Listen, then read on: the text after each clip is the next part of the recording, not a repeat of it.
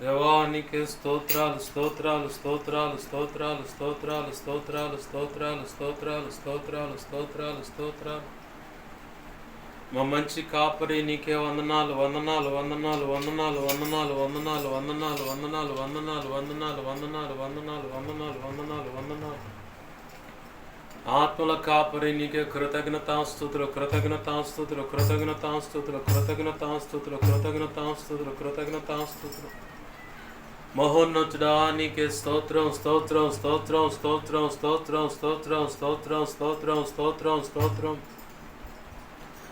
శ్రీమంతుడైన మా దేవానికే స్తుతి స్తుతి స్తుతి స్తుతి స్తుతి స్తుతి స్తుతి స్తుతి స్తుతి స్తుతి స్తుతి స్తుతి స్తుతి స్తుతి స్తుతి స్తుతి. రాజా నీ భవనములో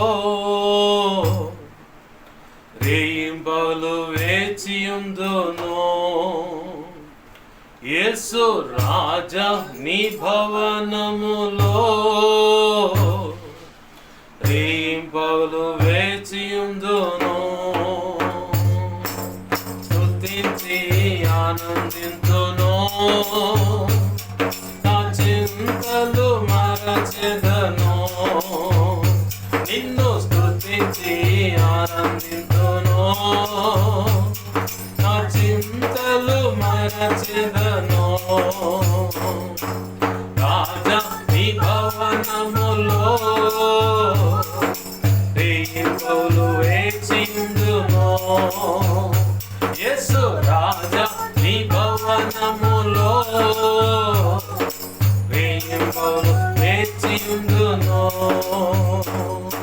స్తుతించి ఆనందింతును, నా చింతలు మరచెదను. నిన్ను స్తుతించి ఆనందింతును, నా చింతలు మరచెదను. రాజా నీ భవనములో రేయింబలు వేచియుందును.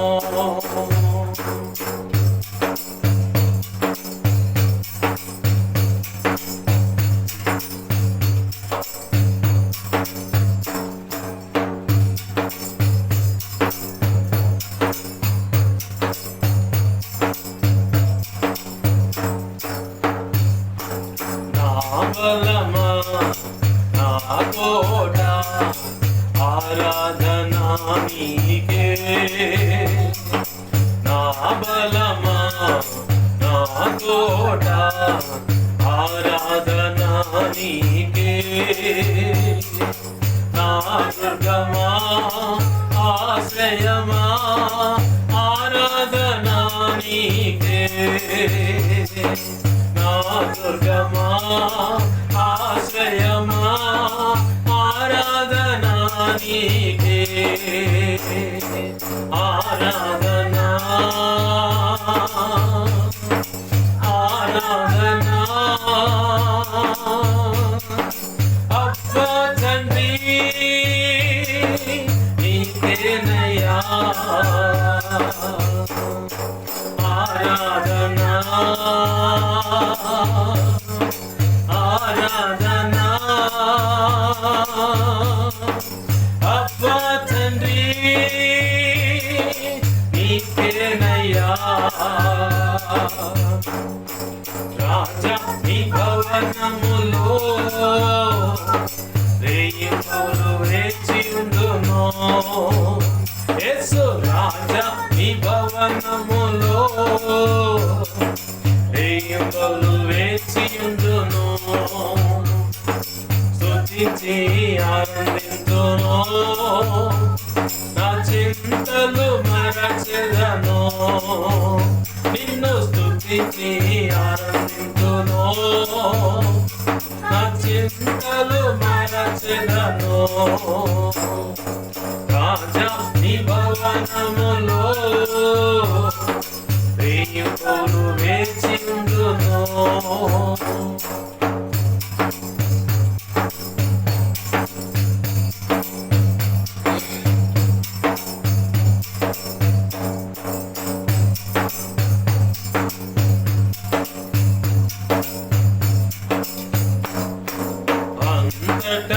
నివసించు యెహోవా ఎలోహిం ఆరాధనా నీకే అంతటా నివసించు యెహోవా ఎలోహిం ఆరాధనా నీకే మా యొక్క నీతి యెహోవా సిద్కెను ఆరాధనా నీకే మా యొక్క నీతి యెహోవా సిద్కెను ఆరాధనా నీకే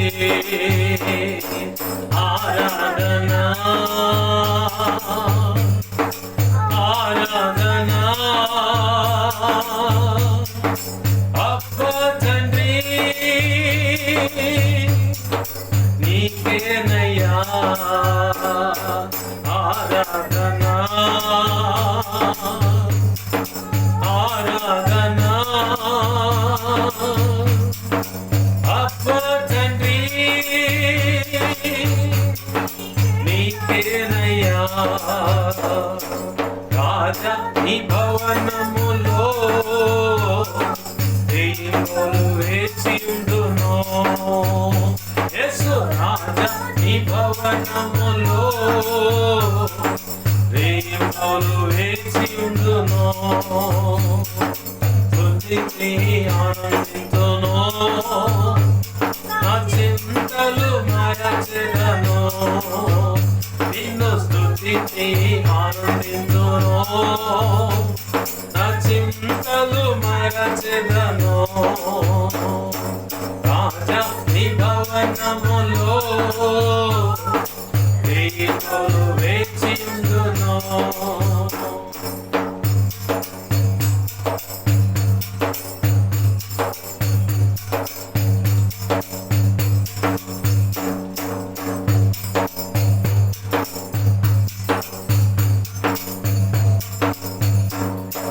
పరిశుద్ధ పరచు యెహోవా మెగావేస్ ఆరాధనా నీకే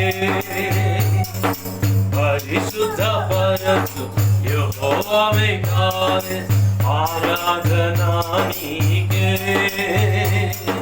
రూపించు దైవం యెహోవా హోసేను ఆరాధనా నీకే రూపించు దైవం యెహోవా హోసేను ఆరాధనా నీకే ఆరాధనా ఆరాధనా అబ్బా తండ్రి నీకేనయ్యా ఆరాధనా ఆరాధనా అబ్బా తండ్రి నీకేనయ్యా రాజా నీ భవనములో దెయ్యములు వేచియుండును యేసు రాజా నీ భవనములో దెయ్యములు వేచియుండును స్తుతించి ఆనందింతును నా చింతలు మరచెదను నిన్ను స్తుతించి ఆనందింతును నా చింతలు మరచెదను రాజా నీ భవనములో దెయ్యములు వేచియుండును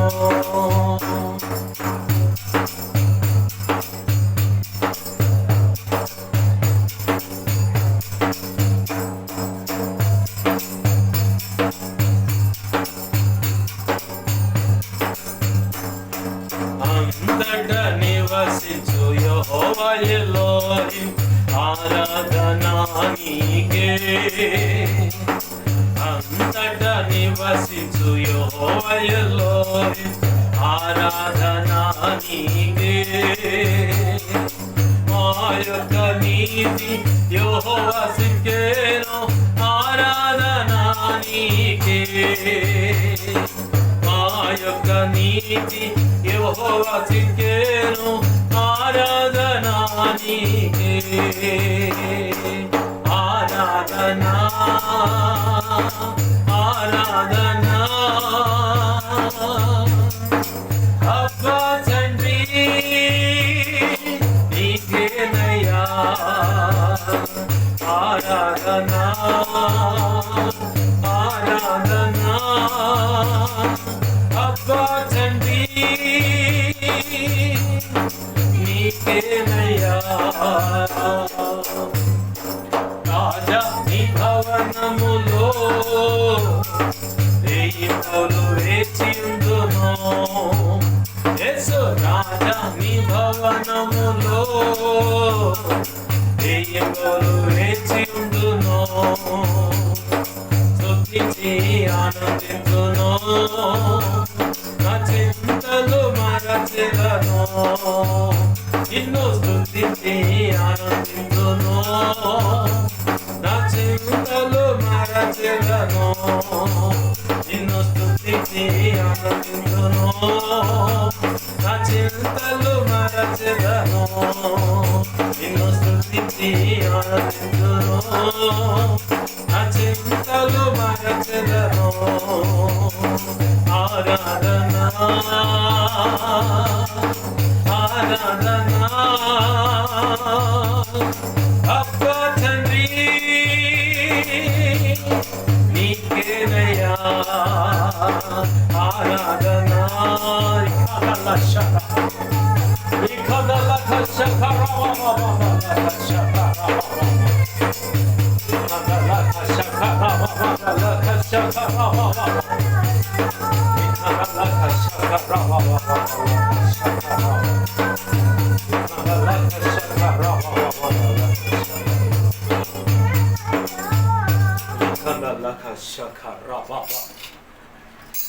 ఆరాధనా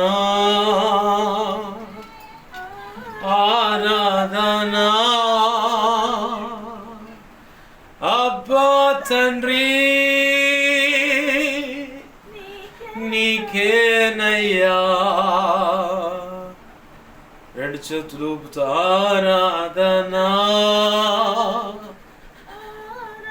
ఆరాధనా రెండు చేతులు ఊపుతూ ఆరాధనా అబ్బా తండ్రి నీకేనయ్యా ఆరాధనా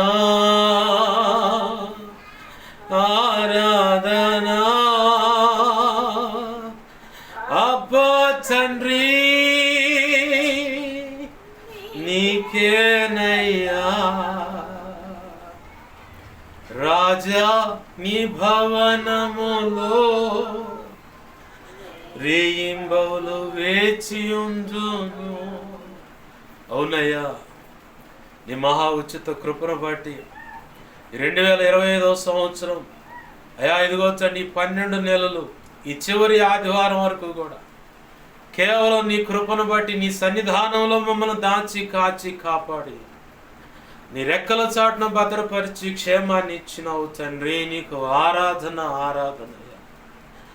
శత్రువు ఎన్నో రకాలుగా వాడి దోతులు ఎన్నో రకాలుగా దాడులు చేయాలని చూసిన ప్రతి దాడిని తిప్పికొట్టి మమ్మల్ని సంరక్షించిన దేవా నీకు ఆరాధన, నీకు ఆరాధన. శత్రువు చేత ప్రేరేపించబడిన వ్యక్తులు దేవా కట్టినటువంటి మాంత్రిక కట్లని తెంచివేసి ఆ కీడు ఎంచిన వారికి అది అలుముకునేలా చేసి అయా మమ్మల్ని కాచి కాపాడిన దేవా, కాచి కాపాడుతున్న దేవా, నా యేసయ్య, మా యేసయ్య, మా కన్న తండ్రి, మా రక్షక, మా విమోచక, యోధా గోత్రపు సింహమా, 7 దీపస్తంభముల మధ్య సంచరించు యేసువా, నీకే వందనాలు వందనాలు. నీకే ఈ ఆరాధన సమర్పిస్తున్నాం ప్రభువా. నీకే ఆరాధన ఆరాధన ఆరాధన ఆరాధన. అబ్బా తండ్రి నీకేనయ్యా. ఎన్నో అనారోగ్య కారణాల నుంచి కూడా తప్పించిన తండ్రి, ఎన్నో ఆర్థిక ఇబ్బందుల నుంచి విడిపించిన తండ్రి, ప్రతి అవసరానికి అక్కరతకు కావలసిన సమృద్ధినిచ్చి పోషించిన తండ్రి యేసయ్యా, నీకే ఆరాధన, నీకే ఆరాధన. ఈ సంవత్సర కాలం అంతటిలో మాకు మంచి కాపరివై ఉండి నడిపించిన తండ్రి, శ్రేష్టమైన మార్గములో జీవ జలములుండు చోటకు నడిపించి పచ్చిక బయళ్ళలో మమ్మల్ని పరుండ చేసి శ్రేష్టమైన ఆహారం ఇచ్చి, ఆధ్యాత్మిక భౌతికమైన ఆహారము, వస్త్రములనిచ్చి మమ్మల్ని సంరక్షించి నడిపిస్తున్న మా తండ్రి, ఆరాధనా నీకే ఆరాధనా. అబ్బా తండ్రి నీకేనయ్యా. మా రక్షణను కాపాడిన దేవా, మా సాక్ష్య జీవితాలను భద్రపరిచిన దేవా, మా పరిశుద్ధతను కాపాడిన దేవా, మీరు ఇచ్చిన అభిషేకాన్ని మీరు కాపాడి నడిపిస్తూ విస్తరింప చేసిన దేవా, ఈ పరిచర్యకు, మాకు, మా కుటుంబాలకు, కుటుంబ సభ్యులకు, అయా భార్య భర్తలకు, తల్లిదండ్రులకు, పిల్లలకు తోడై ఉన్న దేవా, సంఘ బిడ్డలకు, సంఘాలకు తోడై ఉన్న తండ్రి, పనుల్లో, ప్రయత్నాల్లో, ప్రతి విషయంలో తోడై క్షేమ స్థితిలో నడిపించిన దేవా, నీకే స్తోత్రాలు, స్తోత్రాలు. నీకే ఆరాధనా, ఆరాధనా. అబ్బా తండ్రి నీకేనయ్యా. దేవా, నీవే లేకపోతే శత్రువు కానీ, వాడి దూతలు కానీ, వాడి చేత ప్రేరేపించబడిన వ్యక్తులు దేవా ఎంచిన ఆ కీడు, విగ్రహ సంబంధించిన కీడైనా, చిల్లంగి బాలమని చాతబడి క్షుద్రపు అత్యంత ప్రమాదకరమైన ఆ కీడు నుంచి అయ్యా నీవే తప్పించకపోతే ఇప్పటికి ఎన్నో మరణాలు మా కుటుంబాల్లో సంభవించాయి. మా కుటుంబం పతనమైపోయేది, పరిస్థితులు తల్లకిందులైపోయి చిన్న వందరగా అయిపోయాయి. కానీ నీవే యజమానుడు అయి ఉండి, మా మంచి కాపురివై ఉండి, యెహోవా సేనాధిపతిగా, పరాక్రమశాలి, భయంకరమైన మహాదేవుడుగా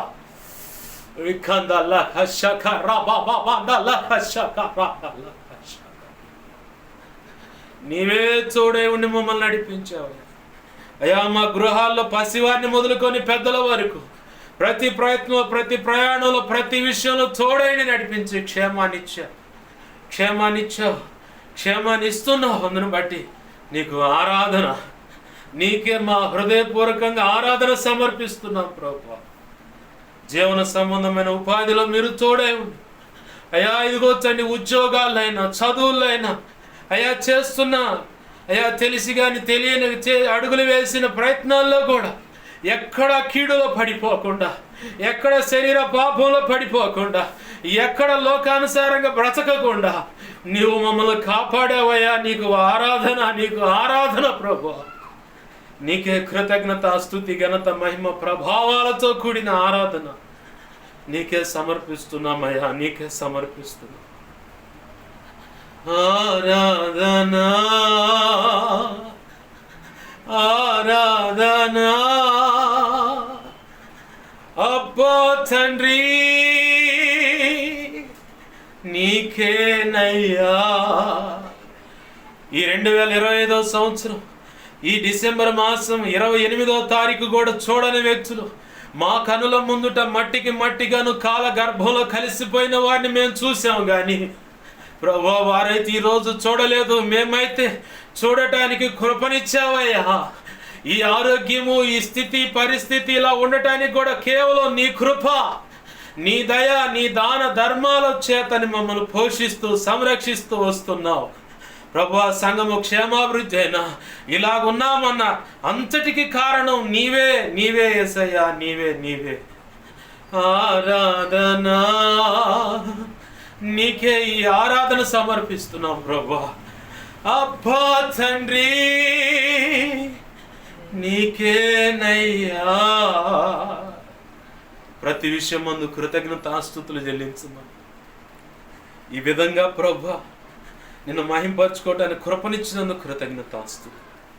చిన్నపాటి ఆరాధన మీ పాదపద్మలు సమర్పిస్తూ ముందున్న సమయంలో వాక్య ఉపదేశం ద్వారా నీవే నాతో మాతో అందరితో మాట్లాడమని బతిమలాడుతూ ఈ కార్యములు జరిగించమని, నీ చిత్తం నెరవేర్చమని, నువ్వు మాత్రమే మహిమ పొందమని, ఈ విధంగా ఆరాధన జరగటానికి కృపనిచ్చినందుకు కృతజ్ఞతాస్తుతులు తెలుస్తాను. యేసయ్య నామంలోనే ప్రార్థించి సమస్తం పొందుకొని ఈ ఆరాధన మీ పాదపద్మలో సమర్పించి ఈ అనాది సంకల్పంలో నీ దాసునికి నువ్వు నిర్ణయించినటువంటి ధారాళమైన నీ ఆత్మ నడిపింపు, లేఖన ప్రత్యక్షత, ఆత్మ ప్రత్యక్షత, వాక్శక్తినిచ్చి నీవే నాతో మాట్లాడమని బతులాడుచు యేసయ్య నామంలోనే ప్రార్థించి సమస్తం పొందుకొని ఈ ఆరాధన మీ పాదపద్మలో సమర్పించి నేను మహింపరుచుకుంటున్నాం మా తండ్రి. ఆమేన్, ఆమేన్, ఆమేన్. మంచిది.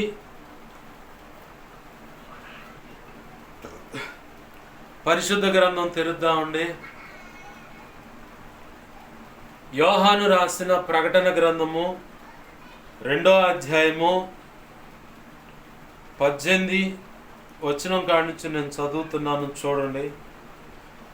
తుయితైరాలో ఉన్న సంగపు దూతకి ఇలాగు రాయము: అగ్ని జ్వాలల వంటి కన్నులను అపరంజిని పోలిన పాదములను గల దేవుని కుమారుడు చెప్పు సంగతులేవనగా, నీ క్రియలను, నీ ప్రేమను, నీ విశ్వాసమును, నీ పరిచర్యను, నీ సహనమును నేను ఎరుగుదును.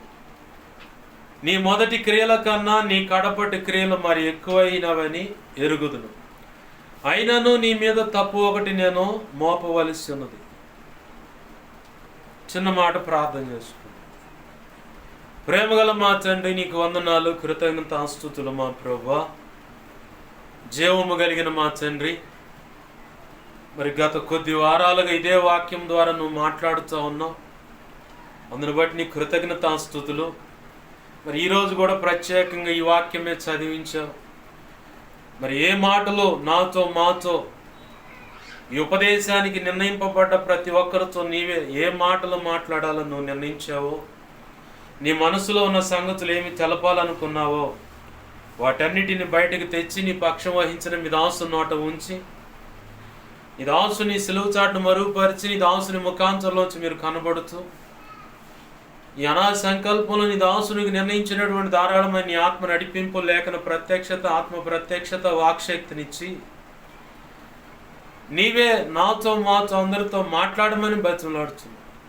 నువ్వు మాట్లాడుతుండగా మాకు నీ స్వరాన్ని వినగలిగే చెవి, గ్రహించగల మనస్సును, హృదయాన్ని మాకు దయచి, దిద్దుబాటు హృదయాన్ని సరిచేసుకునే మనస్సును, నేర్చుకునే శుభగుణ లక్షణము, సున్నతి కలిగిన హృదయాన్ని మాకు దయచి, శిష్యునికి తగ్గ చెవిని మాకు దయచేయండి అయ్యా. శిష్యులైన సేవక గణముగా మమ్మల్ని తీర్చిదిద్దమని, మాకు ఉపదేశించమని బతిమలాడు.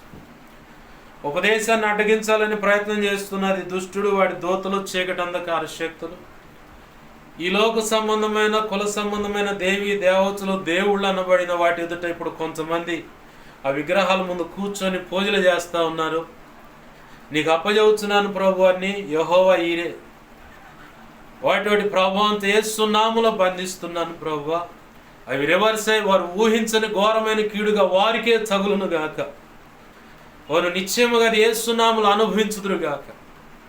నా చుట్టూరు, మా చుట్టూరు, ఈ గృహము, ఈ కాలనీ, పట్టణం చుట్టూరు, ఈ ప్రార్థనలోకి విస్తున్న బిడల చుట్టూరు సిలువ రక్తపు కంచె, రక్షణ కంచె, అగ్ని కంచెను వేసి నీ చేతి నీళ్ళు దాచిపెట్టి నీ మహిమేగని మాపై ఆవరింప చేసి నీ దేవదూతలు అగ్ని వంటి రథముల సైన్యం నిత్యం కావలిగా ఉంచి నిత్యము నీ కన్ను దృష్టి, ముఖ కాంతి, తేజోమాన వెలుగు, సన్నిధి కాంతి మాపై ప్రకాశింపచేసి సర్వోన్నతుని శక్తి నన్ను మమ్మల్ని కమ్మేలా చేసి యెషయా 51:16 ప్రకారం నీ చేతి నీళ్ళు దాచిపెట్టు. జకరియా గ్రంథం 2:5 ప్రకారం నీవే అగ్ని ప్రాకారమై జ్ఞాపకం చేయబడ సమస్తం చుట్టూ నీ చిత్త ప్రకారం ఉండమని, ఈ కార్యములు జరిగించమని బతిమలాడుతూ మేమున్న ఈ ఇంటిని, ఈ కాలనీ, పట్టణాన్ని సేనాపర్వతంగా చేసి స్తుతి సింహాసనాసనుడు వెళ్ళు.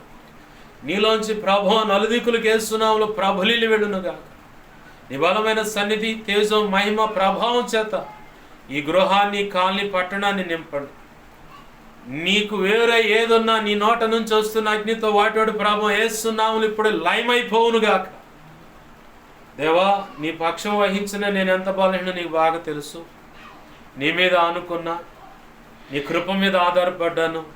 నా సమస్త అవిధేయతలు, అతిక్రమ దోషాలు, పాప దోషాలు, ఆజ్ఞాతిక్రమలు ఒప్పున క్షమించు. సిలువ రక్తంతో నన్ను కడిగి పవిత్రపరచు. నీ పరిశుద్ధాత్మతో నింపు. పరిశుద్ధాత్మ అగ్నిలో నన్ను పుట్టమే, శుద్ధ జలంతో నన్ను కడిగి పరిశుద్ధపరచు.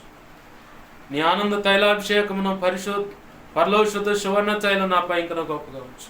హెస్కేల్ 2:1-2 ప్రకారం నన్ను మమ్మల్ని నీ ఆత్మతో నింపి చక్కగా నిలబెట్టి మాతో మాట్లాడు. అపోస్తుల కార్యం 4:27-31 ప్రకారం, యెషయా 57:16 ప్రకారం, మత్తయి 10:1-7-20 ప్రకారం నీ కృప నాకు తెచ్చు. 81వ కీర్తన 10 రెండవ భాగం బట్టి నీ దేవా నా నోటిని నీ వాక్యము చేత బాగుగా నింపండి. నీ ఆత్మశక్తితో నింపండి ప్రభు. ఇర్మియా 1:9-10-18-19 నీ కృప దయచేయమని నాకు. నీవే మాతో మాట్లాడమని నీవు ఇచ్చిన వాక్యాన్ని బట్టి కృతజ్ఞతాస్తుతులు చెల్లిస్తూ యేసయ్య నామంలోనే ప్రార్థించి సమస్తం పొందుకొని నీ నామాన్ని గొప్ప చేసుకుంటూ ఉపదేశాన్ని నన్ను మమ్మల్ని నీ చేతులకు అప్పజెప్పుకుంటూ వాతావరణాన్ని, సమాజాన్ని, పసివారిని, పెద్దలను సమస్తాన్ని నీ చేతులకు అప్పజెప్పు. మా ప్రియుడు మా రక్షకుడైన యేసయ్య నామంలోనే ప్రార్థించి సమస్తం పొందుకొని మహింపరచుకుంటున్నాం మా తండ్రి. ఆమేన్, ఆమేన్, ఆమేన్. మంచిది. సమకూడిన నా ఈ మాటలు వింటున్నా, ఈ వీడియో ద్వారా వింటున్నా, ఇక ముందు వింటున్న ప్రతి ఒక్కరికి ప్రభు అయిన యేసుక్రీస్తు వారి పేరట నా హృదయపూర్వకమైన వందనాలు. అందరికీ వందనాలు. చదువుకున్న లేఖన భాగం మనకు పరిచయం ఎలా ఏముంది, ఇది 5వ మార్యం చదివావు అని చెప్పి అనుకోవచ్చు. వాస్తవమే, ఇది 5వ మారు చదవటము. పరిశుద్ధాత్మ దేవుడు ఇంకా ఏదో తన సంఘంతో మాట్లాడాలని, తను బహుగా ప్రేమించినటువంటి వ్యక్తులను సరిచేయాలని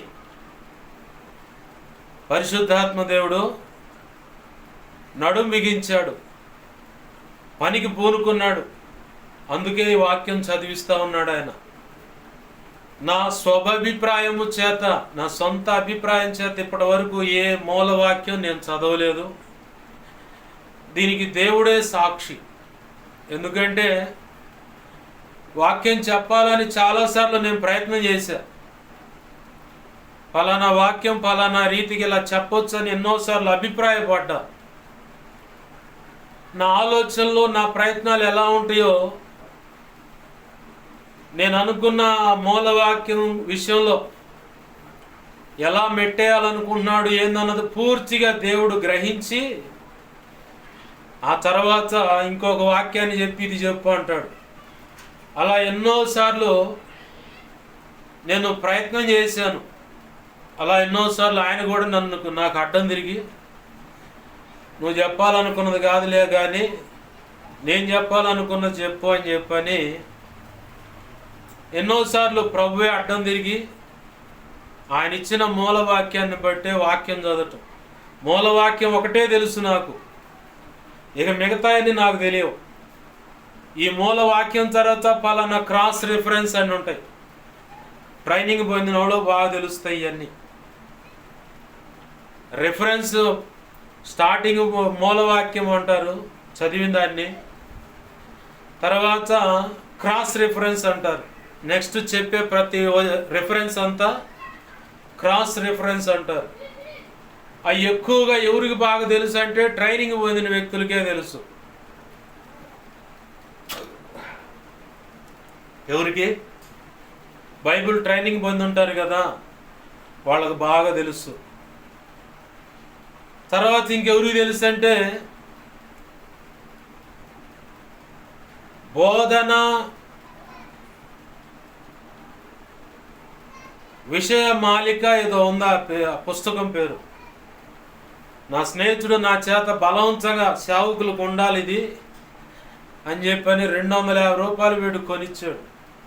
అది బూజు పడుతుంది, దాన్ని ఎంతబట్టి దాని జోలే పోలా. చూసినా నాకు ముక్క అర్థమయ్యేది కాదు. అది చూస్తున్నప్పుడే దేవుడు చెప్పేవాడు అది నీకు అవసరం లేదు అని. కానీ ఉండని, కొన్నాగా ఉండని అన్నాడు. 250 రూపాయలు దండగాని ఇప్పటికీ బాధ ఉంది.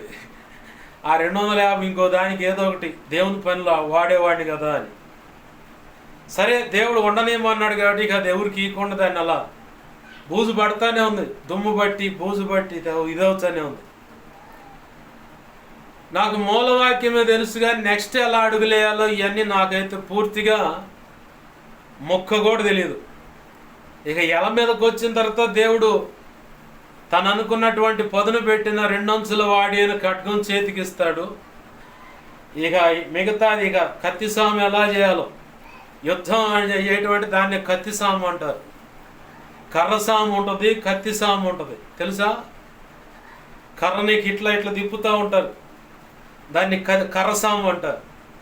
అలాగనే కత్తి కూడా తిప్పుతూ ఉంటారు, కత్తిని యుద్ధ నైపుణ్యం నేర్చుకునే దాన్ని కత్తి సాము అంటారు. అంటే అది ఒక విద్య. సాము అంటే సమోసా కాదు, సావు కాదు, పాము కాదు, అదొక విద్య అన్నమాట. ఈడకు వచ్చిన తర్వాతే ఎవరు ఏంటి అన్నది పూర్తిగా ప్రభు ఏం చెప్పాలనుకున్నాడో అది చెప్పిస్తాడు. కొంతమందికి ఉన్న అవగాహన ఏంటంటే, మా కుటుంబాల్లో జరుగుతున్న సంగతులన్నీ చూస్తున్నాడు ఈ దైవజనుడు, వాటినే ఉపదేశ రూపేణ చెబుతున్నాడని చాలామంది తప్పుడు అభిప్రాయపడుతున్న వాళ్ళు ఉన్నారు. వాస్తవానికి నేను చూసిన సంగతులన్నీ ఏ కరువు పెడితే ప్రసంగం అంతా పక్కన పెట్టి 3 గంటలు అదే చెప్పాల్సి వచ్చేది. అంత ఘోరమైన, అంత భయంకరమైన నేను చూశాను, నా చెవులతో విన్నాను. కానీ వాటన్నిటినీ ఇలా ఉపదేశ రూపేణ చెప్పటం వల్ల వాత వేయబడిన మనస్సాక్షి కిందకు వస్తారు ప్రజలు. ఎలా? ఇప్పుడు అంటున్నా మా సంగతి అంతా తెలుసుకొని చెబుతున్నాడు అన్నది ఈ అభిప్రాయం కలిగే వ్యక్తుల హృదయ స్థితి ఏంటంటే వాత వేయబడిన మనస్సాక్షి.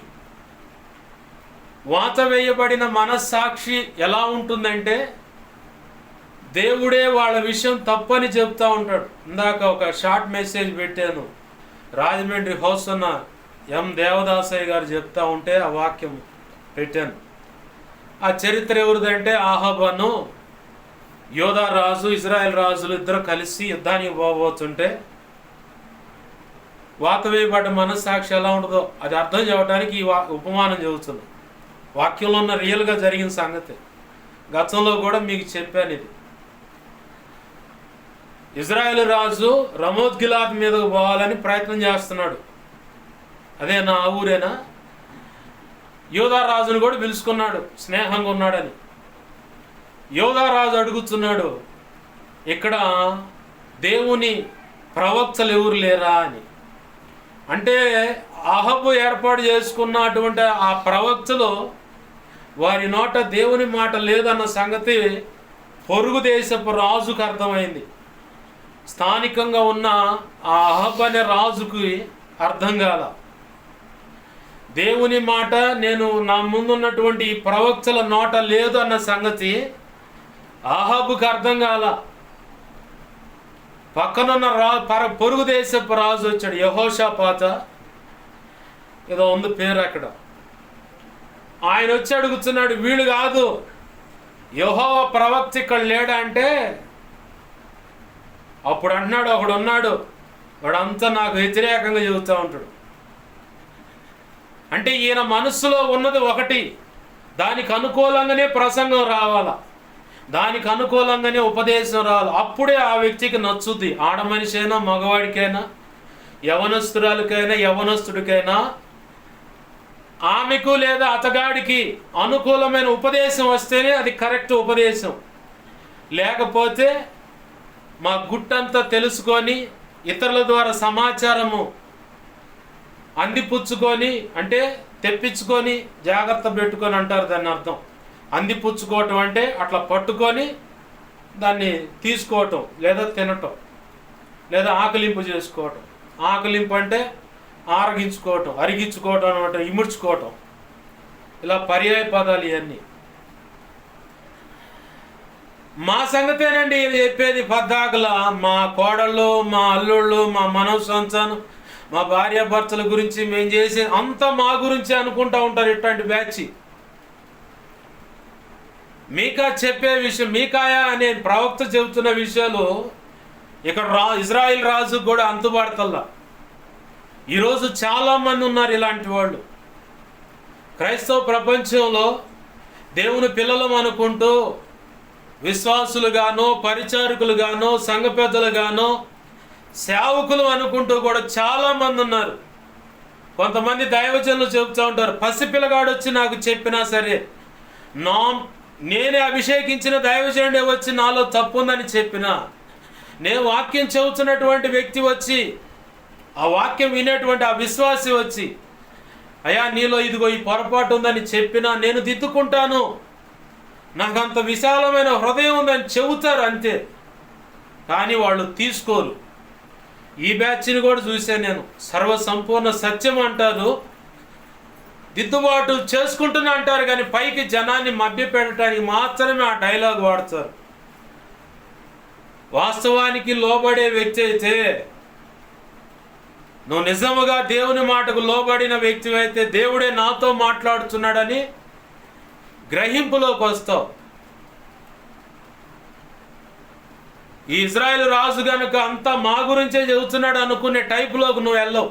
ఇది వాత వేయబడిన మనస్సాక్షి, అంటే చచ్చిన స్థితి. 1 కొరింథీ పత్రికలోన 11వ అధ్యాయంలో ఉంది, శరీర రక్తాలు తీసుకునేటప్పుడు మీలో కొందరు బలహీనులు. 2 రకాలైనది. ఆధ్యాత్మికంగా అంటే ఆత్మీయంగా బలహీనలు అవుతున్నారు, భౌతికంగా కూడా పరిశుద్ధ శరీర రక్తాలు తీసుకున్న తర్వాత చాలామంది రోగాన పడతారు, బలహీనంగా నీరసంగా ఉంటారు. బలహీనం అంటే 2 రకాలు. శారీరకంగా బలహీనంగా ఉంటారు, ఆధ్యాత్మికంగా కూడా బలహీనం అంటే ప్రార్థన చేయలేరు, వాక్యం చదవలేరు, విజ్ఞాపన చేయలేరు. ప్రార్థన చేద్దాం రమ్మన్నా కానీ నా మనసు బాగలేదు, సహకరించట్లేదు, కానీ మీరు చేసుకోండి అని చెప్పని పక్కకి వెళ్ళిపోతారు. ఇది ఆధ్యాత్మికంగా బలహీనత. శరీర రక్తాలు తీసుకున్న వాళ్ళు కనపడే శరీర సంబంధమైన బలహీనత. ఏందో పట్టున్నావంటే ఏందో కొంచెం నీరసంగా ఉందనేది శరీర సంబంధమైన బలహీనత. ఆత్మ సంబంధమైన బలహీనత అంటే ప్రార్థన చేయడానికి మనసు ఉండదు వాళ్ళకి, ఎప్పుడు బలహీనంగా ఉంటారు. ఇది 2 రకాలుగా. రెండోది ఏముంది అక్కడ? రోగగ్రస్తులు అవుతారు. రోగగ్రస్తులు అంటే 1 శరీర సంబంధంగా పరిశుద్ధమైన శరీరం, రక్తము, సరి అయిన మారు మనసు, సమాధాన పడటం అనే విషయం లేకపోతే ఖచ్చితంగా చాలామంది రోగగ్రస్తులు అవుతారు. ఆ రోజు కాకపోయినా 2వ రోజైనా ఖచ్చితంగా ఆ రోగం వెంటాడుద్ది ఆ రోగం, నిర్లక్ష్యతను బట్టి. 2వ కోణం ఆత్మ సంబంధమైన రోగం ఏంటంటే ఇదే. ఈ ఇజ్రాయెల్ రాజు అహబ్ అనేవాడు కనుక మీకాయ అనే ప్రవక్త చెబుతూ ఉంటే, చూసావా నాకెప్పుడు అనుకూలంగా చెప్పాడు ఇతను అంతా వ్యతిరేకంగా చెబుతాడు. ఏం చెప్పాడు? మీకాయ నువ్వు పోతే ఖచ్చితంగా చేస్తావు, పోమాక అన్నాడు. అహబ్ అనేవాడిని చంపటానికి, ఆ ఇజ్రాయెల్ రాజు అనేవాడిని చంపటానికి ఎవరు ప్లాన్ చేశారు? దేవుడే ప్లాన్ చేశాడు. తన ప్రవక్త ద్వారా చెప్పబడిన మాట నిర్ణయ కాలం వచ్చింది కాబట్టి దేవుడే ప్లాన్ చేసి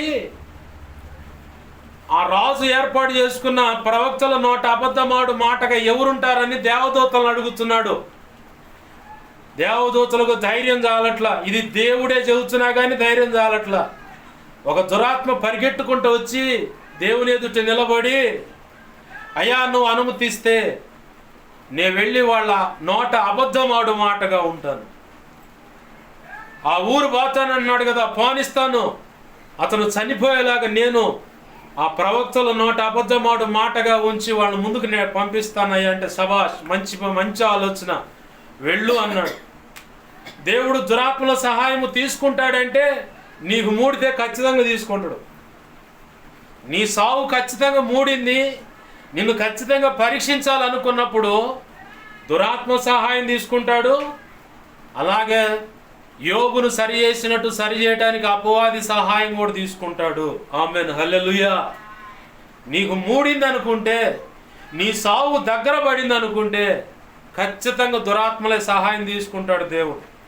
దానికి నిలువెత్తు బైబిల్లోనే ఆధారం ఉంది. ఇప్పుడు నేను చెప్పిన కాడ అదంటో చూసుకోండి కావాలంటే.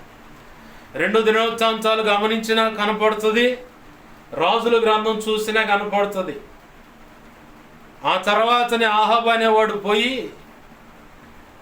బాణం తగిల్చే గుండెల్లోకి దిగిందంట.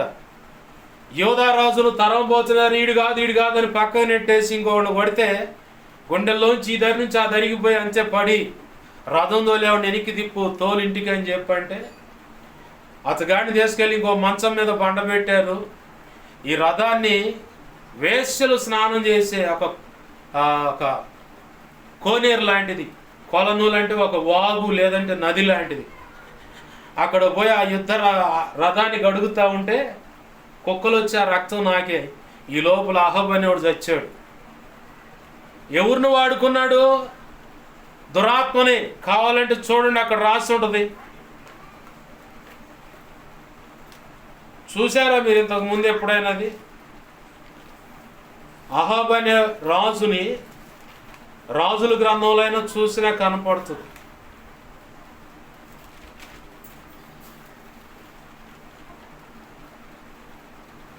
రాజుల గ్రంథంలో చూసినా కనపడుతుంది. రాజు అంటాడు, చూసావా నా గురించి సరైన మాట ఇతను బలగడయ్యా. ఎవరు? మొదటి రాజులు 22వ అధ్యాయంలో ఈ మ్యాటర్ ఉంటుంది. 2 దినవృత్తాంతాలు 18వ అధ్యాయంలో కూడా ఈ మ్యాటర్ ఉంటుంది. ఇజ్రాయేలు రాజు దాదాపు 400 మంది ప్రవక్తలను పిలిచి యుద్ధం చేయుటకు రమోత్గిలాదు మీదకు పోకుందునా అని వారిని అడిగాను. అందుకు యెహోవా దానిని రాజైన నీ చేతికి అప్పగించును గనక అన్నారు. అది అయిపోయింది, బాగానే ఉంది. కింద చూడండి. అందుకు ఇజ్రాయేలు రాజు ఇమ్లా కుమారుడైన మీకాయ అను ఒకడున్నాడు. ఎవరు అడుగుతున్నారు? వీళ్ళు కాదని అంటే యెహోషాపాతు అడుగుతున్నాడు. అంటే యూదుల రాజు. యూదుల రాజు అంటే మళ్ళీ ఇంకో సాటకు పోయి తప్పుడు అభిప్రాయం పెట్టుకున్నారు. సొలొమోను చేసిన పొరపాటు, వృద్ధాప్యమందు చేసిన పొరపాటును బట్టి యోధా గోత్రము, ఎఫ్రాయిం, మనష్షే అనే 2 అర్ధగోత్రాలు విడిపోయి ఒక అర్ధగోత్రం యూదులతో కలిసింది. మిగతా 10.5 గోత్రాలు, 10 గోత్రాలు 2గా అర్ధగోత్రం. ఎవరు వీళ్ళు అర్ధగోత్రాలు? ఎఫ్రాయిం, మనష్షే అంటే ఎవరు? యోసేపు కుమారులు ఇద్దరు. యాకోబు తీసుకున్నాడు, ఆశీర్వదించమని అడిగి తీసుకొచ్చినప్పుడు యాకోబు వాళ్ళిద్దరిని దగ్గరకు తీసుకొని ఆశీర్వదించి వీళ్ళు కూడా నా బిడ్డలే అని చెప్పని దాన్ని బట్టే యోసేపు ఫలించేడి కొమ్మ 2 పాళ్ళు ఆశీర్వాదం పొందాడు. తన గోత్రంలో 1 పాళ్ళు ఆశీర్వాదం పొందాడు. అలాగే తన ఇద్దరు కుమారులకు అర్ధగోత్రంగా. ఎందుకంటే యాకోబుకు 11 మంది పిల్లలు, అబ్రహాంకి ఇచ్చిన మాట 12 మంది గోత్రకర్తలు. ఆ కారణాన్ని బట్టి మనష్షే, ఎఫ్రాయిం అనే వాళ్ళని అర్ధగోత్రాలుగా చీల్చి ఒక అర్ధగోత్రమేమో యూదులతో కలిసిపోయి ఉన్నారు, ఒక అర్ధగోత్రము 10 గోత్రాలు కలిసి కనాను దేశంలో కాపురం ఉన్నారు. యూదులు అర్ధగోత్రం కలిసిన వాళ్ళేమో యోర్దాను నది యువతల కాపురం ఉన్నారు. ఈ కారణాన్ని బట్టి ఒకళ్ళొకళ్ళు అప్పుడప్పుడు శత్రువులుగా ఎంచుకొని యోర్దాను నది పక్కన బలిపీఠం కట్టారంట. చంపుదాం పదండి అని పోచారు. ఆగండ్రా, వాళ్ళు మనోళ్ళేను, మన పిల్లలేరు, ఎవరి ఆగండ్రా అని చెప్పని ఆపారు పెద్దలు. యెహోషువ చెప్పాడు కదా, ఇలా ఉంటారు వీళ్ళు, వెనకాల ఆగిపోతారు, ఇది మనోళ్ళు కావాలని వాళ్ళు తీసుకున్నారా. మన 10.5 గోత్రాలు మాత్రమే కనాను దేశంలో ఉన్నాయి. 1.5 గోత్రం బయటే ఉంది, యోర్దాను నది బయటే ఉంది. ఆ బయట ఉన్న 1.5 గోత్రంనే దేవుడు యోధా గోత్రంలో యేసు ప్రభు వారు జన్మించి ఆ 12 మిగతా 10.5 గోత్రాల్లో కలిపి సంపూర్ణం చేశాడు. ఆమేన్, హల్లెలూయా. వీళ్ళు అభిప్రాయపడ్డారు, వాస్తవానికి పితరులకు కొలిసిచ్చినటువంటి స్వాస్థ్యమైన ఆ కనాను దేశంలో అడుగు పెట్టాల. వీళ్ళు మాత్రం ఈ 1.5 గోత్రకర్తలు మేము ఆడే ఉంటాం, ఇదంతా బాగుంది, మాకున్న పశువులు మందలు అంత విస్తారంగా ఉన్నాయి కాబట్టి మాకు ఈ సరిపోతాయా, మేము ఉంటాం, మీకు ఇష్టమైతే అంటే యెహోషువని అడిగినప్పుడు దేవుడు సరే అని అన్నప్పుడు వాళ్ళు ఆడ ఉంటాం అన్నందుకు ఆడే ఉండని అని చెప్పని వదిలేశాడు. తర్వాత యేసు ప్రభు వారు వచ్చి ఆ యోధా గోత్రంలోనే పుట్టి ఆ 1.5 గోత్రాన్ని ఈ 10.5 గోత్రం కలిపి 12 గోత్రాలు సంపూర్ణం చేశాడు. దేవునికి మహిమ కలుగును గాక, హల్లెలూయా. అర్థమైందా? ఇప్పుడు ఇజ్రాయెల్ రాజుతో యోధా రాజు అడుగుతున్నాడు, యెహోవా ప్రవక్తలు ఎవరు లేరా అంటే ఎవరున్నారంట? మీకాయ అనేవాడు ఒకడున్నాడు. 2 చోట్ల దొరుకుతుంది ఈ సబ్జెక్టు మనకి. ఒకటి మొదటి రాజులు 22 అధ్యాయంలో ఇదే మ్యాటర్ ఉంటుంది. రెండవది 2 దినవృత్తాంతాల గ్రంథం 18 అధ్యాయంలో కూడా ఇదే మ్యాటర్ ఉంటుంది. 2 చోట్ల సేమ్ ఇదే మ్యాటర్ ఉంటుంది. అబద్ధమాడు మాట అంట. ఎందుకు వచ్చేవిటి అసలు? వాత వేయబడిన మనస్సాక్షి కలిగిన వాళ్ళు పరిశుద్ధమైన శరీరం రక్తము తీసుకునేటప్పుడు 2 రకాలుగా వాళ్ళు తేడా పడతారు. ఒకటి, అక్కడ చెప్పబడిన 3 పద్ధతుల్లో 2 రకాలు. ఒకటి బలహీనపడటం, శరీరంగాను ఆత్మీయంగాను. రోగగ్రస్తులు శారీరకంగాను ఆధ్యాత్మికంగాను. ఇంకోటి మూడోది చచ్చిపోయిన స్థితి. కొంతమంది అయోగ్యంగా చేయవేయటం వల్ల ఆదిమ సంఘంలో చాలామంది చనిపోయారు. ఆ కారణాన్ని బట్టే ప్రభు పరిశుద్ధాత్మ ద్వారా పౌలును వాడుకొని మనకు చెప్పిస్తూ ఉన్నాడు. శరీర సంబంధంగా చనిపోయేవాళ్ళు చాలామంది ఉన్నారు. అయితే ఆత్మ సంబంధంగా చనిపోయేవాళ్ళు అంటే దేవుడు ఎంత మాట్లాడుతున్న ఇది నాకు కాదు, నాకు సంబంధం లేదు, ఆ వ్యక్తికి అనుకూలమైన వాక్ వచ్చినప్పుడే ఆ వ్యక్తి స్వీకరిస్తారు, లేకపోతే స్వీకరించరు. ఇది చచ్చిన స్థితి. ఎంత ఘోరమైన పాపంలో బ్రతుకుతున్నా దేవుని భయం లేకుండా బ్రతుకుతారు చూడు, రక్షణ పొందే. అది చచ్చిన స్థితి. ఈరోజు దేవుడు నీతో నాతో మాట్లాడాలనుకుంటుంది. నీ క్రియలు ఏంటా క్రియలు? యెజబెలు యొక్క క్రియలు. యెజబెలు క్రియలు అంటే ఏంటి? ఆమె ఎలాగ అడుగులు వేస్తుంది, ఎలా దుర్మార్గంగా ప్రవర్తిస్తూ ఉంది. దైవ చిత్తానికి వేరై దేవుణ్ణి పక్కన పెట్టేసి, దేవుని ఆజ్ఞను పక్కన పెట్టి, తన స్వచిత్తాన్ని అమల్లో పెట్టుకొని, ఆచరణలో పెట్టుకొని, నేను భక్తుడని బ్రతికేటువంటి ఇలాంటి జాబితాలో చాలామంది చేరి ఉన్నారు. లేరంటారా? లేరంటే అది అబద్ధమే. లేరంటే అది అబద్ధమే. వాస్తవానికి ఈ మధ్యకాలంలో సెమీ క్రిస్మస్లు జరిగాయి. నా దృష్టికి పరిశుద్ధాత్మ దేవుడు తీసుకొచ్చిన విషయాన్ని ముందుగా మీ ఎదుట పరిచయం చేస్తున్నాను. సెమీ క్రిస్మస్లకి డ్యాన్స్ చేస్తుంటారు కదా, అలా వేసినందుకు మాకు ఇలా గాయమైందని బాధపడేవాళ్ళు ఉన్నారు. నేను ఒక మాట చెబుతాను. దేవుడు 2 రకాల వాక్యాలు చెప్తా ఉన్నాడు. ఒకటి, దేవుడు అల్లరికి కర్త కాదు. ఎవరికి? అల్లరికి కర్త కాదు. రెండవది, గలతీ పత్రిక 5వ అధ్యాయము 21వ వచనంలో చివరి మాట ఒకటి ఉంటుంది, అల్లరితో కూడిన ఆట పాటలు. దీని అర్థం ఏంటో మీరు చెప్పగలుగుతారా? చూడండి, ఆ మాట ఉందా అక్కడ. గలతీ పత్రిక 5వ అధ్యాయము 21వ వచనంలో చివరి మాట, వీటిని గూర్చి నేను మునుపు చెప్పిన ప్రకారం వాటిని చేయువారు దేవుని రాజ్యమును స్వతంత్రించుకోనరని మీతో స్పష్టముగా చెప్పుచున్నాను. అక్కడేముందా పక్కన? వీటిని గురించి అన్న తర్వాత అల్లరితో, చివరి మాట ఏంది? శరీర కార్యాల్లో అల్లరితో కూడిన ఆట పాటలు. మీరు చెప్పండి, అల్లరితో కూడిన ఆట పాటలు ఎక్కడుంటాయి? ఒకటి, సినిమా పాటలు. వాటిని బట్టి అల్లరితో కూడిన ఆట పాటలు అవే. దేవుని పిల్లలము దేవుని మందిరానికి వెళుతున్నామని చెబుతున్నాం. బర్త్డే పార్టీ కానీ, రేపు న్యూ ఇయర్ ఫంక్షన్ వస్తుంది. ఆ న్యూ ఇయర్ ఫంక్షన్ అప్పుడైనా సినిమా పాటలకు డ్యాన్సులు వేసిన వాళ్ళు నేను చూసా.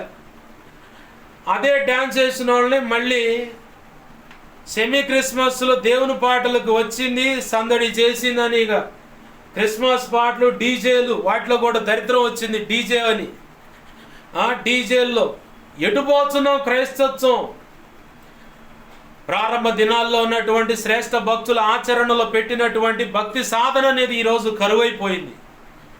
మిడిమిడి జ్ఞానంతో, మిడియాలపు వ్యవహారాలతో చాలామంది దుందుడుకుగా అడుగులు వేస్తూ భ్రష్టత్వాన్ని అనుభవించే దిశగా దేవుని చేతులు శాపగ్రస్తులను, శిక్షకు అర్హులుగాను మారిపోయేటువంటి పరిస్థితుల్లోకి యవన ప్రాయము సంఘాలు దూకుతూ ఉన్నాయి. మీరు చెప్పండి, పెళ్ళయిందనుకో, నీ భర్త నీ ముందే ఉన్నాడు, పరాయి పురుషుడికి వెళ్ళి చూసి నువ్వు నవ్వితే ఏం చేస్తాడు? పెళ్ళమని మొఖం పగిలిపోయేటట్టు ఒకటి ఇస్తాడు. లేదంటే ఇది పనికిరాదు అబ్బాయి, అత్తగారు మామగారు రండి మీ అమ్మాయిని తీసుకపోండి అంట. ఏమైందయ్యా? ఏంటంటే ఇది నా ముందే పక్కనోడితో పళ్ళికిలు ఇస్తాయి, సైగలు చేస్తుంది, కాబట్టి ఇది పనికిరాదు, ఇది బజార్ది, తీసుకపోయి మీ ఇంటికాడే పెట్టుకోండి, కనపడ్డవుడితో కాపురం చేస్తుంది ఇది అని చెప్పని. అంటే కొన్ని మాటలు నేను విన్నాలే. కొంతమంది భార్యాభర్తలు అట్లా తేడా పడ్డప్పుడు వాళ్ళు మాట్లాడుకునే మాటలు విన్నాను కాబట్టి కొంచెం ఘాటుగా ముఖం బయలుతట్టు ఉండాలని మాట్లాడుతున్నారు. దేవుడు అనుమతిస్తే మాట్లాడుతున్నా. నీ భర్త ముందు నువ్వు అలా ఉంటే ఒప్పుకుంటాడా? సృష్టికర్త నీకు భర్త కదా. కొంతమంది మిడియాలపు తెలివితేటలు, బాప్తిసం పొందలేదు కదండి అంటది ఆ తల్లి. కొంతమంది ఆడపిల్లలు దేవుని ఎదుట మొరపెడుతున్న మా అమ్మ చెబితే మేము ఆ డ్యాన్స్ అవన్నీ ప్రాక్టీస్ చేస్తున్నాం. మీ అమ్మ చెప్పింది బాగానే ఉంది, ఇప్పుడు కాలు ఎవరు పోయింది? దేవుడు ముందే చెప్పిండుగా, ఎల్లమాకండి, మిడియాలంగా దోకమాకండి, పరిస్థితులు సరిగా లేవు, తేడా పడతారని ముందే చెప్పి. దేవుని మాట కంటే అమ్మవాకి ఎక్కువ. ఇప్పుడు దేవుడు శిక్షిస్తూ ఉన్నాడు. రోగాన పడి బాధపడుతుంది మీ అమ్మ నువ్వా? చెప్పాలి. అల్లరితో కూడిన ఆటపాటలు, మరి నువ్వేం బర్త్డే పార్టీకి, న్యూ ఇయర్ ఫంక్షన్కి ఏమో సినిమా పాటలు, బండి ఎక్కొచ్చప్ప బుల్లెట్ ఎక్కొచ్చప్ప అని పాటలు పెట్టి డ్యాన్సులు వేస్తుంటివి. సెమీ క్రిస్మస్ రాగాల్లో వచ్చింది, సందడి తెచ్చింది, ఊరువాడ పండుగ అని చెప్పని ఆ పాటలు డ్యాన్స్ చేస్తుంటే దేనికి రాజీ పడతాడు దేవుడు? చెప్పు నువ్వే. నీ మనస్సాక్షి పనిచేస్తుందిగా. మనస్సాక్షిని చంపుకొని డ్యాన్సులు వేసినంత మాత్రం పని కాదు. కానీ చెప్పాలా, ఇది పరిశుద్ధాత్మ దేవుడు అడగమంటేనే నేను అడుగుతున్నాను. వాస్తవానికి నాకు అడగాల్సిన అవసరం లేదు, హక్కు కూడా లేదు. ఆ దైవజనుడిని అడగాల.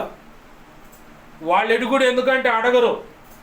అడిగితే మళ్ళీ సంఘంలో సంఖ్య తగ్గిపోతే రారిగా వేరొక సంఘానికి పోతారు, కానుకలు రావు. ముందు సంఘంలో సంఖ్య చూసుకుంటారు, కానుక తర్వాత. అడిగితే వాళ్ళు రారని నేనంటాను. నువ్వు సరిగా భక్తి చేస్తేనే సంఘంలోకి రమ్మని చెబుతాను. నేనైతే నాకు మొహమాటం లేదు, లేదంటే అవసరం లేదు. నీ పోటీ తాలు గింజల సరుకు అవసరం లేదు. సంపూర్ణమైన మాన్యత కలిగిన భక్తి సాధన చేసేవాళ్లే కావాలా. అలాంటి వారిని సిద్ధపరచడానికే ప్రభు ఇచ్చిన బాధ్యతలు స్వీకరించి ఆయన మీద ఆనుకొని, ఆయన కృప మీద ఆధారపడి, ఆయన చెప్పినట్టుగా ఆత్మ ఆలోచన ఇచ్చిన తీరుగా నడుస్తూ ఉంది పరిచర్య. నేనైనా నడుస్తున్నాను. అల్లరితో కూడిన ఆటపాటలు ఈడ చేస్తావు. ఇప్పుడు నువ్వు ఆడ సినిమా పాటలు డ్యాన్స్ చేస్తుంటే ఆడ చూడరా జనం. మందిరానికి పోతున్నారంట, ఫలానా సంఘం, ఫలానా పాస్టర్ గారు, ఏందమ్మా ఇది విచిత్రంగా ఉంది, వాళ్ళు చెప్పారట్టుకుంటే ఇల్లేకి వాళ్ళకి తెలియదా? నలుగురు అనుకునే మాటలు వాళ్ళకి తెలియదు అట్టుకుంటా. తెలియకుండా చూడు ఎట్టేస్తున్నారు. మళ్ళీ చూడు, మళ్ళీ నంగనాచిలాగా వచ్చి మళ్ళీ ఆడొచ్చి డ్యాన్స్ చేస్తాడు. ఇలా మాట్లాడుకోవటం నా చెవులార విన్నాను కాబట్టి ఈ మాట అంటున్నా. నేను విన్నానండి, వినకుండా చెప్పట్లే ఈ మాటలు. పరిశుద్ధాత్మ దేవుడికి గాయం కలిగితే ఆ గాయం కలిగిన దాన్ని బట్టి ఈ మాటలు మాట్లాడు. నువ్వు డ్యాన్స్ అయ్యి, నేను కాదన్నావు, కానీ వేస్తే ఆ సినిమా పాటలకు వేసుకుంటే అక్కడే చావు, చస్తే ఆడే బతుకు, ఆ దరిద్ర బ్రతుకంతా.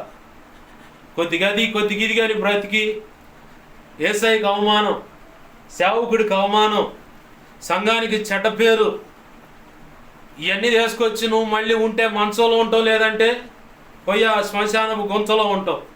ఎంత అవసరమా? నిన్ను బట్టి అది బారుకు నడుస్తానే టామ్ అవుతా. వేస్తే దేవుని పాటలకే నిక్కచ్చిగా దేవుని సన్నిధిలో ఉండి దేవుని కొరకు బ్రతుకు, దేవుని కొరకే నృత్యమాడు.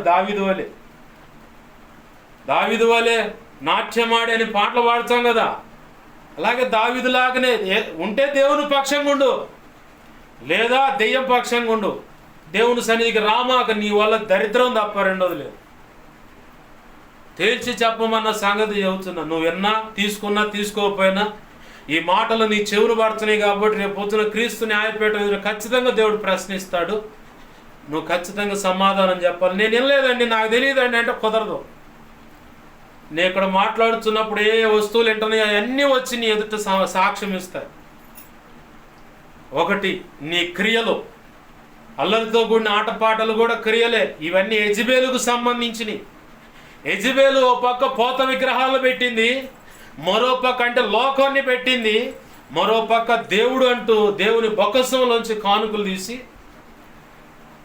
అబద్ధ ప్రవక్తలను, దైవ చిత్తానికి వేరైనటువంటి పూజారులను పెట్టి వాళ్ళని పోషిస్తోంది. ఎక్కడి నుంచి?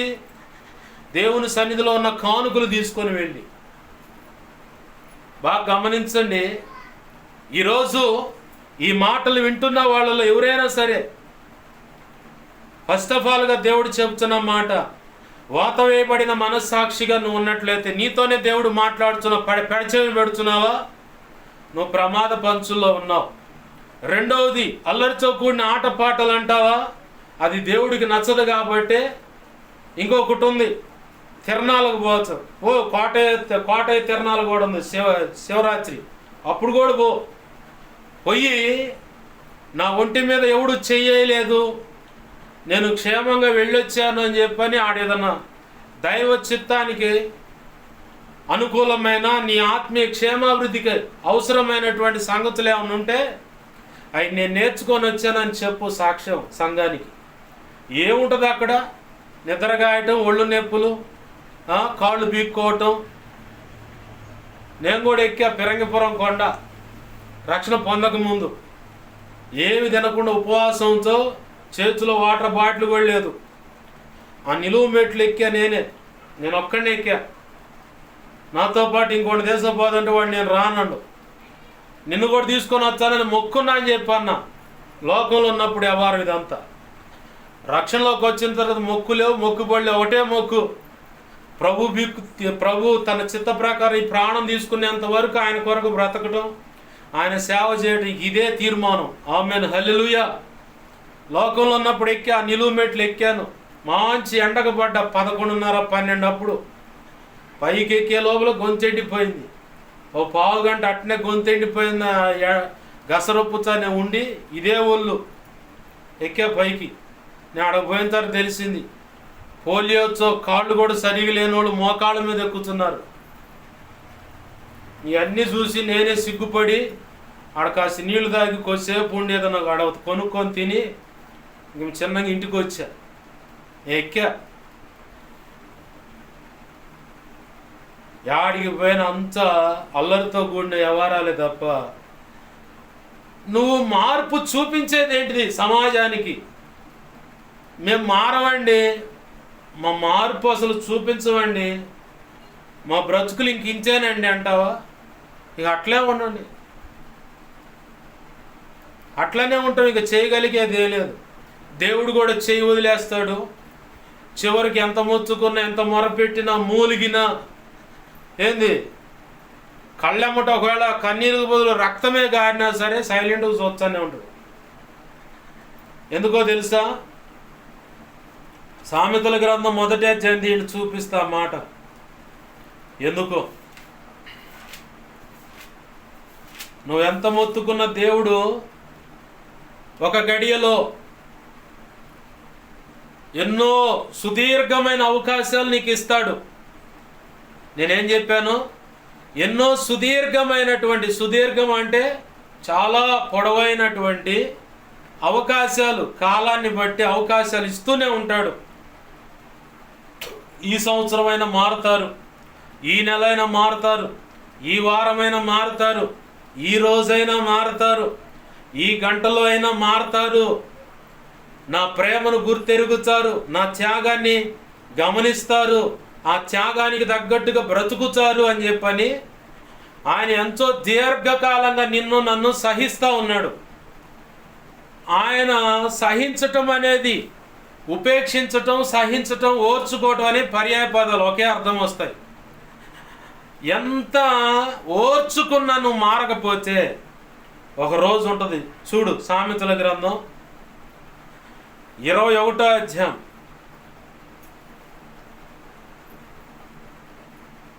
గొప్ప సందడి గల స్థలములలో ప్రకటన చేయుచున్నది. ఏంటిది అది? పురద్వారములలోను పట్టణంలోను జ్ఞానము ప్రచురించుచు తెలియజేయుచున్నది.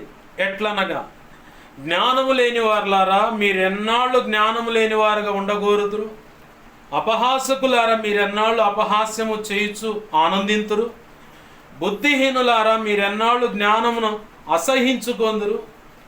నా గద్దింపు విని తిరుగుడి, ఆలకించుడి.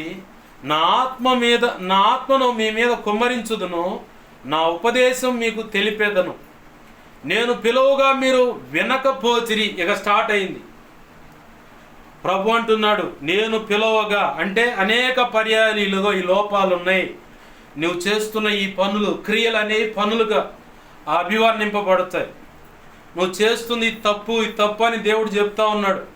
అయినా వినట్లా. ఇక మొదలైన చెప్తున్నా, నేను పిలువగా మీరు వినకపోతిరి, నా చెయ్యి చాపగా ఎవరును లక్ష్య పెట్టకపోయిరి, నేను చెప్పిన బోధ ఏమీ మీరు వినక త్రోసివేసితిరి, నేను గద్దింపగా లోబడకపోతిరి. కాబట్టి మీకు అపాయం కలుగునప్పుడు నేను నవ్వేదను, మీకు భయం వచ్చినప్పుడు నేను అపహాస్యము చేసేదను. నవ్వటం వేరు, అపహాస్యం అంటే హేళన చేయటం. అలాగనే మీకు భయం వచ్చినప్పుడు అపహాస్యం చేసిన తర్వాత, భయం మీ మీదికి తుఫాను వలె వచ్చినప్పుడు, సుడిగాలి వచ్చినట్లు మీకు అపాయం కలుగునప్పుడు, మీకు కష్టమును దుఃఖమును ప్రాప్తించినప్పుడు నేను అపహాస్యము చేసేదని అంటే ఎగతాళి చేస్తానన్నాడు. అప్పుడు వారు నన్ను గూర్చి మొర్రపెట్టుదురు కానీ నేను ప్రత్యుత్తరం ఇయ్యకుందును. ప్రత్యుత్తరం అంటే తిరిగి సమాధానం. నువ్వు ప్రార్థించగానే ఎందుకని ప్రభు నాకు సమాధానం ఇవ్వట్లేదు, నాకు ఎందుకని ఇలా చేసి అలా చేసి అని అడుగుతున్నావు కదా, మరి ఆయన చెప్పినట్టు ఎప్పుడన్నా ఉన్నవా? చెప్పాలా? ఆయన చెప్పినట్టు ఎప్పుడన్నా ఉన్నావా? ఉండలా. మళ్ళీ నీవు అడగంగానే సమాధానం చెప్పాలా దేవుడు. నీ చేతిలో ఏటీఎం కార్డా లేకపోతే నువ్వు పెంచుకున్న కుక్క పిల్ల? కొంచెం కటువుగా అయినా నీ గుండె కదలాలని, నీ పద్ధతి మార్చుకోవాలని చెప్పి మాత్రమే ఈ మాటలు అందిస్తూ ఉన్నాడు. నీ ఇంట్లో నీవు కన్నటువంటి నీ కడుపున పుట్టిన ఆడపిల్లైన మగపిల్లైన నువ్వు చెప్పిన మాట వినరే, మరి వాళ్ళే నీ మాట విననప్పుడు, నువ్వు దేవుని ఎదుట సరిగా లేనప్పుడు నువ్వు మొరపెట్టంగా దేవుడు ఎట్ట నీ ప్రార్థన ఆలకిస్తాడు? ఆయన అంటున్నాడు, నువ్వు మొరపెట్టినప్పుడు నేను ప్రత్యుత్తరం ఇయ్యకుందును. ఈడంట అసలు నేను శ్రద్ధగా నన్ను శ్రద్ధగా వెతుకుదురు కానీ వారికి నేను కనబడకుందును. ఒక సమయం ఉంటుంది, బహుగడ్డుగా మొరపెడుతూ ఉంటావు. ఏం ప్రభు ఎందుకని నాకు నాకు కనపడవు ఎందుకని? లోకంలో అన్నట్టు ఉన్నావా, అసలు ఉన్నావా? ఉంటే మాకు ఈ పరిస్థితులు ఎందుకని పాడారుగా పాట. ఆ టైపులోనే ఇప్పుడు ఎందుకయ్యా నన్ను ఒంటరిగా చేసావని చెప్పని అడిగినా కానీ నా దగ్గర లేవేందని నిరుత్సాహం అన్నమాట. వారు నన్ను వెతికినా నేను కనబడని అంటున్నాడు. అలాగే ఇంకోటి చూడండి, 29 వచనం, జ్ఞానం వారికి అసహ్యమాయను, యెహోవా యందు భయభక్తులు కలిగి ఉండుట వారికి ఇష్టము లేకపోయాను. నా ఆలోచన విననొల్లకపోయి నా గద్దింపును వారు కేవలం తృణీకరించిరి. కాబట్టి వారు తమ ప్రవర్తనకు తగిన ఫలమును అనుభవించెదరు, తమకు వెక్కసమగు వరకు తమ ఆలోచనలను అనుసరించెదరు. జ్ఞానము లేని వారు దేవుని విసర్జించి నాశనమగుదురు, భక్తిహీనులు క్షేమము కలిగినదని మైమరచి నిర్మూలమగుదురు. జ్ఞానం అనే మాట ఎవరికి ఆపాదించబడింది? బుద్ధి జ్ఞానములో సర్వసంపద యేసయ్యా నీ యందే నిక్షిప్తమై ఉన్నాయని. జ్ఞానం అనే మాట కూడా యేసయ్య అనే అర్థం ఉంది. జ్ఞానం అనే మాట వాక్యం అనే దానికి కూడా అర్థం ఉంది. ఇప్పుడు నువ్వు చెప్పాల, జ్ఞానం అనే వాక్యమైనా జ్ఞానం అనే యేసయ్య అయినా నిన్ను అనేక సార్లు గద్దిస్తూ ఉన్నాడు, అనేక సార్లు నిన్ను దిద్దుకోమంటున్నాడు. దిద్దుకోమన్నప్పుడు దిద్దుకోకుండా నీ ఇష్టానుసారంగా బ్రతుకుతూ శ్రమ కలగగానే అనారోగ్యం రాగానే ఇంకేదో ఇబ్బంది కలగగానే ఏంది ప్రభువా ఏంది ఇట్ట అంటే నీ జీవితంలో దేవునికి వేరైన ఆ తిరుగుబాటు స్వభావాన్ని మార్చుకో. నీ బ్రతుకులో లేదా నీ కుటుంబంలో రాహేలు గనక పోత విగ్రహాన్ని తెచ్చి ఇంట్లో పెట్టుకున్నావేమో, ఆకాన్ అనేవాడు శపితమైన ఆ సీనాయి వస్త్రాలను బంగారపు ఎండి కమ్ములను తీసుకొచ్చి భద్రంగా ఆ గుడారంలో గుంత తీసి దాచిపెట్టుకున్నట్టు నువ్వు దాచిపెట్టుకున్నావేమో. జాగ్రత్త. శపితమైనది ఇంట్లో పెట్టుకొని, శాపగ్రస్తమైనది నీ హృదయంలో పెట్టుకొని, దైవ చిత్తానికి వేరుగా బ్రతుకుతూ, వ్యతిరేకంగా అడుగులు వేస్తూ, నాకు కలిసి రావట్లేదు, నాకు అన్ని అప్పులే ఉన్నాయి, ఈ రోగం నయం అవ్వట్లేదు, ఈ భార్యాభర్తల మధ్య సమాధానం లేదు, నా కొడుకును మోసం చేసింది కోడలు, నా కూతుర్ని మోసం చేశాడు నా అల్లుడు, ఈ సోదెంత ఆపు. ముందు నువ్వు సరి చేయబడు. మొదటిగా నువ్వు సరి చేయబడు. నువ్వు సరి చేయబడితే మిగతా అన్నీ సరిగ్గా వస్తాయి లైన్లోకి. నువ్వు సరిగా ఆయన మాటకు లోబడతలేదు కాబట్టి నీ భర్త నిన్ను అనుమానిస్తున్నాడు. ఎవరి మాట? మీ ఆయన మాట కాదు, యేసయ్య మాట సరిగా నువ్వు లోబడతలా. కొంతమంది పెళ్ళై కూడా పాత ఫ్రెండ్స్ ఉంటారు, పాత లవర్లు, వాళ్ళకు వాట్సాప్లో SMS ఫోన్లో మాట్లాడుతూ, అబ్బెబ్బే అట్టాంటిది ఏం లేదు, అట్టాంటిది లేదు, నీకు ఇక్కడ నుంచి నాకు తూచి, ఇక మనం మాట్లాడుకోకూడదు, కలవకూడదు, మా ఇంట్లో ఒప్పుకోరు, నాకు సంబంధం చూశారు, పెళ్లి చేయాలనుకుంటున్నారు, పలానా సంబంధం సెట్ చేశారు, ఏందది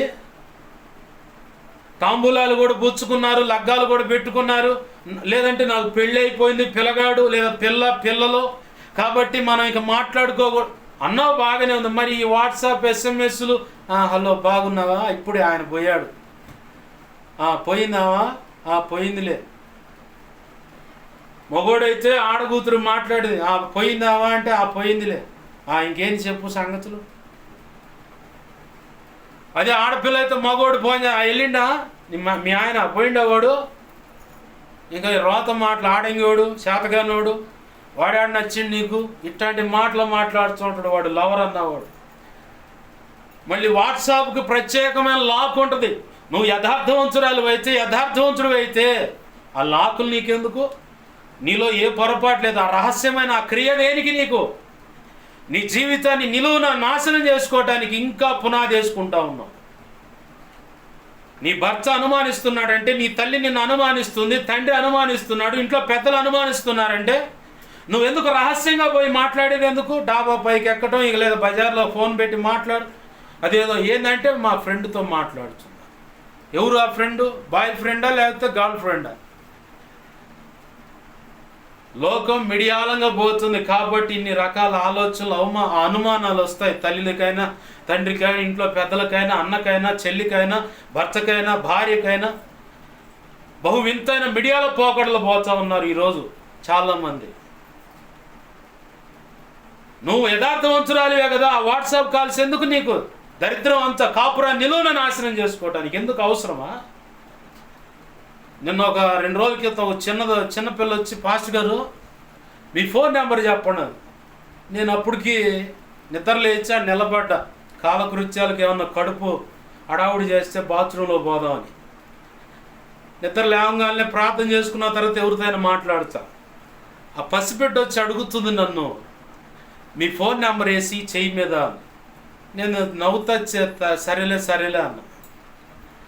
తర్వాత అర్థమైంది, ఎవరో మొత్తానికి ఆ పిల్లకు నూరి పోసి పంపించినట్టున్నారు. నా ఫోన్ నెంబర్ ఎందుకు? కొట్టు, మన్నా మినిస్ట్రీస్ నరసరావుపేట అఫీషియల్ అని కొట్టు, ప్రపంచం మొత్తానికి తెలిసే ఉంటుంది నా ఫోన్ నెంబర్. నా ఫోన్ నెంబర్ ప్రపంచం మొత్తానికి తెలిసే ఉంటుంది. ప్రేయర్ రిక్వెస్ట్కైనా, ఫోన్పేకైనా, గూగుల్ పేకైనా మొత్తానికి అదే నెంబరు. బ్యాంక్ అకౌంట్కైనా, ఆధార్ కార్డు నెంబర్కైనా, అన్నిటికీ ఆ నెంబర్ ఇంక్లూడ్ అయ్యి ఉంది, లింక్ అయ్యి ఉంది. ఆ నెంబర్ ఖచ్చితంగా నేను వాడతాను, అందరికి అందుబాటులో ఉంటాను. విచిత్రం ఏందో తెలుసా? వాట్సాప్ కాల్స్, వీడియో కాల్స్, లేదంటే వాట్సాప్లో చాటింగ్ అంటే 1కి 2 సార్లు ఏ వ్యక్తి అయినా ఫోన్ చేసినా ఎమ్మడే కోప్పడతాను నేను. ఇలాంటి ఇల్లీగల్ కాంటాక్ట్స్ అంటే అసభ్యకరమైన, రహస్యమైన, అక్రమ సంబంధమైనటువంటి ఈ కార్యాలకి నేను అసలు అవకాశం లేదు. ఎందుకంటే ఆల్రెడీ 2 దెబ్బలు తగిలే. వాటి పుణ్యం అంటే ఇంకా తేలుకోవటమే అంతంత మాత్రంగా ఉంది. నాకు తెలుసు పసిపిల్లలతో దగ్గర చనువుగా ఉన్న అక్రమ సంబంధాలు అంటగడతారని. అందుట్లో ఈ కాలనీలో వ్యభిచార సంబంధమైన మనసు కలిగినటువంటి వ్యక్తులు ఎక్కువ ఉన్నారు. వాళ్ళ పని అంతా ఒకటే, ఆ అమ్మాయికి ఇతనికి ఏందో ఉంది, అక్రమ సంబంధం అంటగడతమే. వీళ్ళ కింద ఉన్న లోపాలు వీళ్ళు చూసుకోరు. వీళ్ళ ఇళ్లలో ఉన్న కోడళ్ళు కానీ, మనవ సంతానం కానీ, భార్యలు కానీ, కొడుకులు, అల్లుళ్ళు కానీ వాళ్ళ రోత బతుకులు వాళ్ళు గమనించరు. పక్కనోడిది ఏదో పొరిగింటి పుల్లకూర కమ్మగుందని అది చూడాలని ప్రయత్నం చేస్తారు. దరిద్రం. నాశనానికి అడుగులు వేస్తున్నప్పుడు అలానే అనిపిస్తూ ఉంటుంది, అలానే చేస్తుంటారు. నాకు తర్వాత అర్థమైంది ఆ చిన్నది ఎందుకు అడిగిందో. పసి పిల్లలకు కూడా దుర్మార్గతను నూరి పోస్తున్నారు ఇవాళ. పసిపిల్లలు కూడా, పసిపిల్లలు ముక్కు పచ్చలారని పసిపిల్లలకు కూడా అనుమానము, అక్రమ సంబంధం. ఎవరు ఆ సిఐడి ఎంక్వైరీ దేనికి నీకు? మా ఇంటికి ఏమైనా మాంత్రికులు వచ్చారా? మీ ఇళ్ళకు వచ్చారు మాంత్రికులు వచ్చారు. వాడు పట్టపగలే 11 ఒకడి ఇంట్లో దిగిరా అంటాడు. ఏంది ప్రభు ఇదంటే, నువ్వు ఇక్కడ అవసరం లేదు, పక్కకు పోండు, మందిరంలో పోయి ప్రార్థన చేయడం కూర్చున్నాయి కదా. నీ ఇంట్లోకి వచ్చి మాంత్రికులు మంత్ర ప్రయోగాలు చేస్తారు. వాడు వచ్చినోడు ఎవడో కూడా తెలుసు నాకు. నిన్ను రోడ్డుకు లాగాలంటే 5 నిమిషాలు. ఆ సీసీ కెమెరాలో రికార్డింగ్ ఎవడేడ ఏం చేస్తున్నాడు మొత్తం రికార్డింగ్ మొత్తాన్ని ఆధారం చేసుకొని రోడ్డు మీదకి లాగటం ఎంతసేపు, నవ్వులు పాలు చేయటం ఎంతసేపు. మళ్ళీ నేను తిరిగి కట్టగలనా? ఆ కుటుంబాన్ని అయినా ఆ బ్రతుకులనైనా సరి చేసుకోవాలా. దేవుని ప్రేమను బట్టి ఓర్చుకోవటం, మౌనంగా ఉండటం అవుతుంది, చేతగా కాదు. నిన్ను రోడ్డు పాలు చేయటం, జైల్లో పడేయటం, ఎంతకాటికైనా చేయటం అనేది సాధ్యమే. అంత పరపతి ఉంది. కానీ ప్రభు నాకు అది చెప్పలా, క్షమించమన్నాడు. ఓర్చుకుంటుంది చేతగానితనం కాదు, దేవుడి చేతిలో పడ్డారు. దేవుడితోనే మీరు వ్యాజ్యం ఆడుతున్నారు. ఎటు వచ్చా, ఎందుకు వచ్చా ఇటు? యెజబెలుకు సంబంధించిన తప్పుడు సాక్ష్యాలు మోపేటువంటి క్రియలు ఇవి.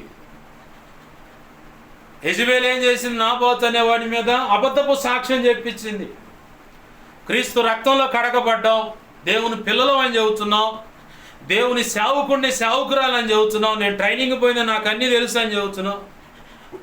నీ పొరుగు దైవజనుడి మీద ఎందుకు అబద్ధం సాక్ష్యం చెబుతున్నావు? చావు దగ్గర పడా, దేవుడి చేతిలో పడి శపించబట్టానికా? నాబోతు అనేవాని మీద తప్పుడు సాక్ష్యం చెప్పి చంపించింది యెజబెలు. కానీ దేవుడు వదిలిపెట్టలా. ఈ నీచమైన ప్రవృత్తితో కూడినటువంటి అసభ్యకరమైన పద్ధతుల్లో బ్రతుకుతున్న వాళ్ళు ఈరోజు క్రైస్తవ లోకంలో మేము దేవుని బిడ్డలమని, సేవకులమని, సంఘ పెద్దలమని, పరిచారకులమని, విశ్వాసులమని చెప్పుకుంటూ కాలం గడుపుతున్న దౌర్భాగ్య ఆధ్యాత్మిక పరిస్థితిలో ఉన్నవాళ్ళు లేకపోలేదు. ఈరోజు నీతోనే దేవుడు సూటిగా మాట్లాడుతూ ఉన్నాడు. ఎన్ని చెబుతావు తప్పుడు సాక్ష్యాలు? ఎంత ప్రచారం చేస్తావు? చెయ్యి. ఎంత చేయాలనుకుంటే అంత చెయ్యి. అంతకంటే ఘోరమైన కీడు నువ్వు, నీ కుటుంబం, నీ వంశం, నీకు కలిగిన మొత్తం అనుభవించాల్సి వస్తుంది ఖచ్చితంగా. అది దేవుడు నిన్ను పద్ధతిగా బ్రతకటానికి పిలుచుకున్నాడు. భావి తరాలు ఆశీర్వదించాలని నిన్ను పిలుచుకున్నాడు. నీ ద్వారా భూమి మీద ఉన్న ప్రతి వంశాన్ని, ప్రతి ఒక్కరిని, ప్రతి కుటుంబాన్ని, ప్రతి జాతిని, ప్రతి ప్రాంతాన్ని ఆశీర్వదించాలని ప్రభు కోరుకొని నిన్ను పిలుచుకున్నాడు. ఆయన స్వరక్తం ఇచ్చి నిన్ను సంపాదించుకున్నాడు. కానీ ఆ రక్తాన్ని ఈరోజు నీ అల్పకాల ఇతరులు ఏదేదో మెప్పిద్దామని చెప్పని అడుగులు వేసి చేసినటువంటి వ్యర్థ ప్రయాస, వ్యర్థమైనటువంటి వాటిని బట్టి నువ్వు సంపాదించుకుంటున్న జీతం దేవుని చేతిలో పడి శిక్షాదండన. ఏమో ఆయనకి బాగా కోపం రేగిందంటే తీసుకుపోయి నరకంలో నేర్చుడు. ఏమే కానీ ఇతను కానీ ఆడుంటేనే కరెక్ట్ అని.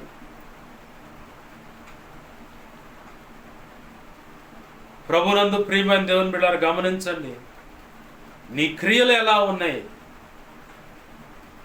ఇంకా తప్పుడు సాక్ష్యాలు ప్రచారం చేసుకుంటాను అట్లనే బ్రతుకుతున్నావా? అందుకే దరిద్రం అనుభవిస్తున్నావు. అందుకే ఇంకా ఎదుగు బొదుగు లేకుండా అలానే బ్రతుకుతా ఉన్నావు. కొంతకాలం అహాబు యెజబెలు కరెక్టే అనుకున్నారు ప్రజలు.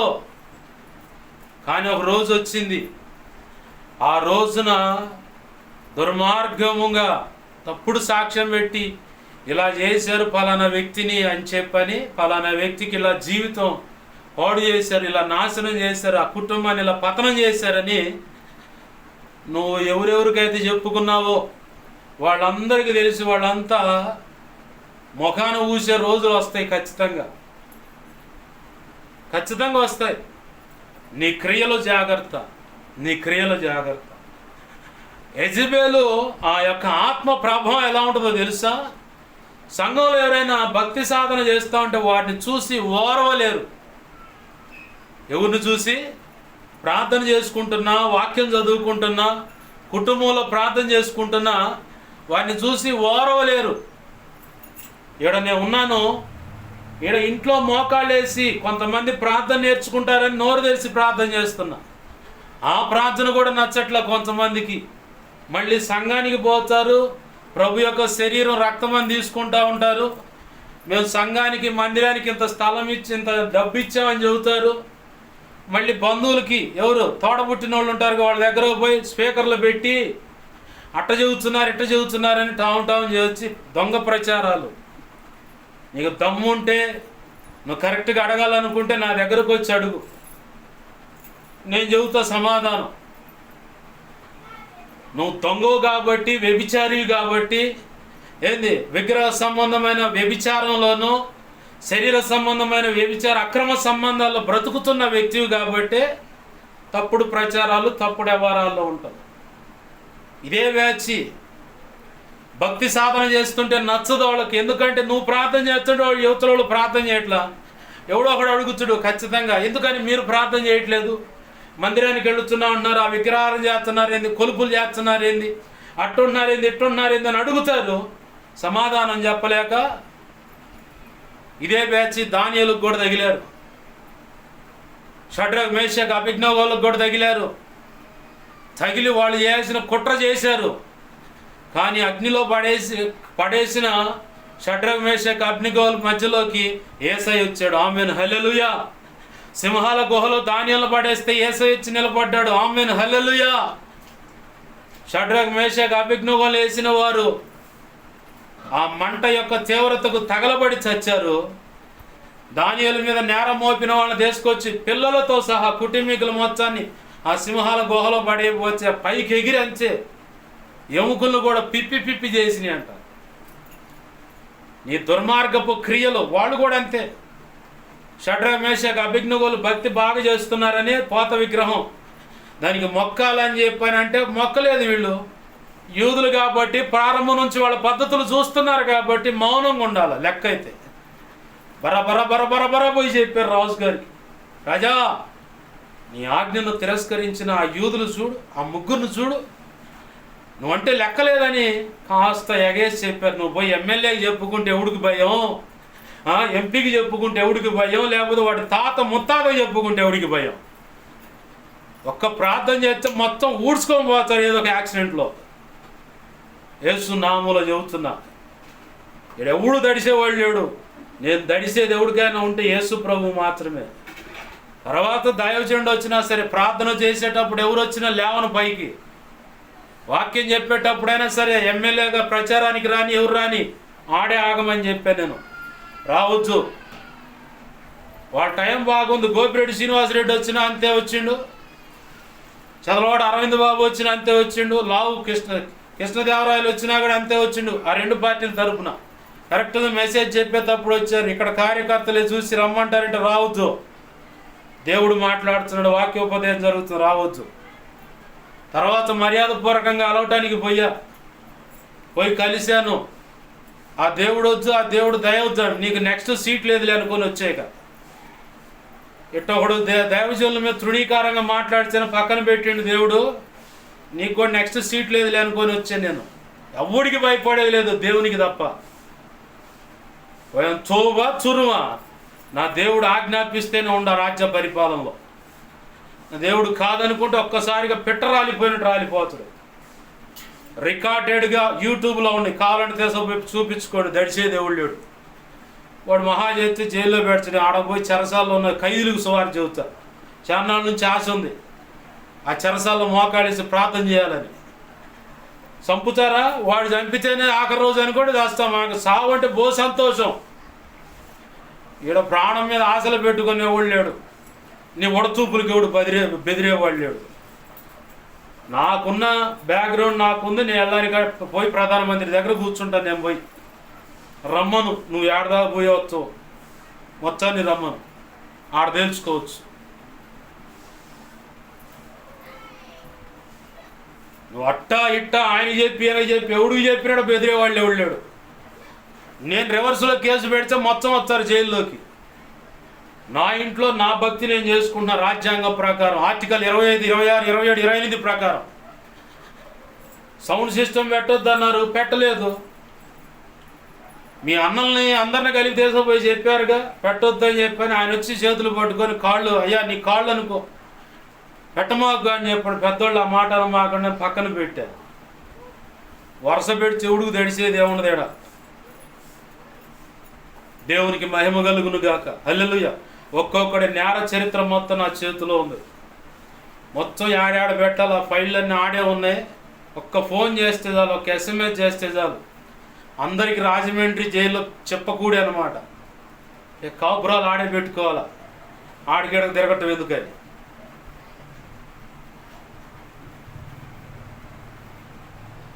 ప్రభునందు ప్రియమైన దేవుని బిడ్డలారా గమనించండి. షడ్రక్ మేషక్ అబేద్నెగోల మీద సాడీ చదువుతున్నారు రాజు దగ్గర. పోయా చూసావా ఆ యూదులు లోబడతలేదు అది ఇది అని చెప్పని. ఏమైంది? తీసుకుపోయి వేయటానికి అగ్నిలో 7 అంతలు అగ్ని చేసి లోపలేస్తే ఏమైంది? వేసిన వాళ్ళు చచ్చారు కానీ లోపల పడ్డవాళ్ళు చావాల. వేయటానికి వెళ్ళిన వాళ్ళు చచ్చారు. ఆ ముగ్గురు మధ్యలో 4వ వ్యక్తికి యేసయ్య వచ్చాడు. నెబుకద్నెజరు పరిపాలన కింద ఈ ఇండియా కూడా ఉంది ఆ రోజుల్లో. ప్రపంచవ్యాప్తంగా ఒకటే చక్రవర్తి నెబుకద్నెజరు. తాకీదులు ఆయా రాష్ట్రాలను బట్టి, ఆయా భాషలను బట్టి, ఆయా దేశ పద్ధతులను బట్టి నోటీసులు పంపించారు. షడ్రక్ మేషక్ అబేద్నెగో దేవుడు గల, ఇట్లాంటి దేవుడు, ఇలా కాపాడగల సమర్థుడైన దేవుడు, ఈ విధంగా కలిగిన దేవుడు ఇంకెవరు లేరు. ఆ దేవుడు మీరు మొక్కాలా. ఆ దేవుని సంబంధమైన భక్తులకు ఎవడైనా కీడు తలపెట్టి వ్యతిరేకంగా ఉన్నారా, వాడిని ముక్కలు ముక్కలుగా నరుకుతాను, అలాగే వాని ఇల్లు పెంట కుప్పలుగా మార్చబడుతుందని ఆజ్ఞ సిఫార్సు చేశాడు. షడ్రక్ మేషక్ అబేద్నెగో వాళ్ళ పద్ధతుల్లో. యెజబెల్ ఆత్మ నెబుకద్నెజరును ప్రేరేపించింది, పక్కనున్న వాళ్ళని ప్రేరేపించింది. కానీ షడ్రక్ అబేద్నెగో మేషక్ అనేవాళ్ళు భయపడలా, దడవలా. ఉడతూపులకి ఎవడు దాడవడాడు? జీవం గల దేవుని నమ్ముకున్నాం. దురాత్మల అంధకార శక్తులను కళ్ళుండి, చెవులుండి, నోరుండి కూడా పనిచేయనటువంటి వాటిని కాదు మేము నమ్ముకుంది. జీవం గల దేవుని, అయ్యా అబ్బా తండ్రి అనగానే నేనున్నా కుమారుడా భయపడ మాకు, నేను నీకు తోడే ఉన్నాను అభయం ఇచ్చి పక్కన నిలబడి ఆపద నుంచి తప్పించిన దేవుని కలిగి ఉన్నాం మేము. ఆ దేవుడు నజరేయుడగు యేసుక్రీస్తు. ఆమేన్, హల్లెలూయా. నువ్వు విశ్వసించి రక్షణ పొంది ఆయన స్వీకరిస్తే నీకు కూడా అలా ఉంటాడు. ఆమేన్, హల్లెలూయా. సరి చేసుకున్నావా, పద్ధతులు మార్చుకున్నావు, నీకు కూడా తోడై ఉంటాడు ఆయన. నీకు కూడా తోడై ఉంటాడు. దానియేలు మీద భక్తి సాధన చేస్తున్నాడు, రోజుకు 3 మారు ప్రార్థన చేస్తున్నాడు. ఈరోజు ఒకవేళ ఈ మాటలు వింటున్నా నిన్ను చూసి ఎవడైనా సంఘంలో కానీ ఇంట్లో కానీ పట్ట పళ్ళు కొరుకుతున్నా, సమాజంలో పళ్ళు కొరుకుతున్నా, వాడికి సావు మూడింది అనుకోను. దేవుడి చేతిలో పడ్డడని చెప్పి అనుకో. నీ క్రియలు చెడ్డగా ఉన్నాయని దేవుడు ఈరోజు మాట్లాడుతూ ఉన్నాడు. నీ మీద తప్పు మోపాలని దేవుడు చెప్తా ఉన్నాడు. పైకి ఎన్ని రకాలుగా ఎన్ని రీతులుగా అయ్యా ఊహా ఊహా అని చెప్పుకోవచ్చు. కానీ దేవుడు అంటున్నాడు నేరం మోపబడుతుంది. ఆ నేరం మోపబడకుండా ఉండాలంటే రానున్న 2026 సంవత్సరంలో ఆశీర్వాదకరంగా నీ జీవితం ఉండాలనుకుంటే ఏ చావు, ఏ ఒక్కరికి ఎటువంటి అనారోగ్య కారణాలు, కీడు, శాపం, భ్రష్టత్వం, కరువు, వేదన, కన్నీళ్ళు అనేవి లేకుండా సుఖ సంతోషాలతో వర్ధిల్లాలనుకుంటే దేవుని పాదాలు పట్టుకొని సరి చేసుకుని ఆయన క్షమాపణ కోరుకో. ఖచ్చితంగా నా ప్రభు కృపనిస్తాడు. రండి ప్రార్థన చేసుకుందాం. నువ్వు ఎవడికి చెప్పుకున్నా సరే భయపడేవాడు ఎవడు లేడా. ఎవడికి ఉండాల్సిన బ్యాక్గ్రౌండ్ వాడికి ఉంది. డైరెక్ట్ పోయి నేను ప్రధానమంత్రి దగ్గర కూర్చుంటా, నువ్వు వస్తావా? రాహుల్ గాంధీ దగ్గర పోయి కూర్చుంటా, నువ్వు వస్తావా? ఉందా అంత దమ్ము? తెలుసుకోవాలంటే రంగంలో దిగటమేగా. తుమ్మి ఏదో ఒకటి అయిపోవాలా. పద్దాకల రహస్యంగా నీ బంధువులందరికీ, మాంత్రికులకు నాకు తెలుసు. నేను ఈ ఇంట్లోకి వచ్చిన 6వ నెల కాడ నుంచి జరుగుతున్న సంగతి నాకు తెలుసు. కొడుకుకి కోడలను తెచ్చుకున్న ఆ ఊరికి అటువైపు నుంచి, కూతురికి అల్లుడు తెచ్చుకున్న ఆ వైపు నుంచి, బంధువులు పుట్టింటోళ్ళు మొత్తం కలిసి చేతబోళ్ళు, చిల్లంగి, బాలమణి, క్షుద్ర పూజలని, వశీకరణని, కుల సంబంధమైన దేవుడు దేవతల ముందు మొక్కుబళ్ళు, కొలుపులని ఈ జరుగుతున్నాయి అన్నీ నాకు తెలుసు. అయినా సరే భయం లేకుండా ఎందుకున్నాను తెలుసా? ఇజ్రాయేలీని తరుముకుంటూ వచ్చినప్పుడు ఫరో సైన్యానికి ఇజ్రాయేలీల మధ్యలో అగ్ని స్తంభం నిలబడ్డ ఆయన ఉన్నాడు నా పక్షంగా. ఆయనే నజరేయుడగు యేసు క్రీస్తు. ఆమేన్, హల్లెలూయా. ఆయనది యుద్ధం. మీరు ఆయన చేతిలో పడ్డారు. తప్పించగలవాడు, బతికించగలవాడు ఎవడైనా ఉంటే ఎత్తుక్కోండి. ఇక కౌంట్ డౌన్ స్టార్ట్ అయింది. రికార్డెడ్గా యూట్యూబ్లో ఉంటుంది ఈ వీడియో. ఏమైనా చేసుకోవచ్చు. అన్నిటికీ బరితెగించే చెబుతున్న ఈ మాట. రండి ప్రార్థన చేసుకుందాం. దేవుడు అంటున్నాడు, తప్పు నీ మీద మోపాల్సి వస్తుంది అన్నాడు. పొరపాట్లుంటే దేవుని పాదాలు పట్టుకొని క్షమాపణ అడుగు. నీ క్రియలు చెడ్డగా ఉన్నాయి అంటున్నాడు. నువ్వేం చేస్తున్నావు? దేవుడు అన్నీ చూస్తూ ఉన్నాడు. దేవా ఎందుకు ఇలా చేసావని ప్రశ్నించటం కంటే, అయ్యా నీకు వేరుగా ఇదిగో ఈ దుర్మార్గతను పెట్టుకున్నాను నా హృదయంలో, నీకు వేరుగా ఇదిగో ఈ పోత విగ్రహాన్ని పెట్టుకున్నా, ఈ చీకటి సంబంధమైన శక్తులకు సంబంధించి నా ఇంట్లో పెట్టుకున్నా, నీకు వేరైన తప్పుడు అభిప్రాయాలు, అలవాట్లు నా హృదయంలో, నా బ్రతుకులో ఉన్నాయ్యా.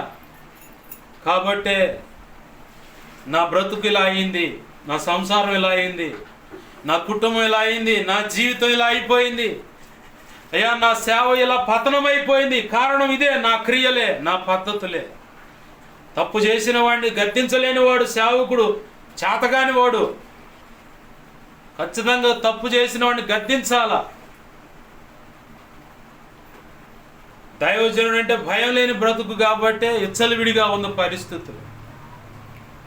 దేవుని పాదాలు పట్టుకొని ప్రార్థన చేద్దాం.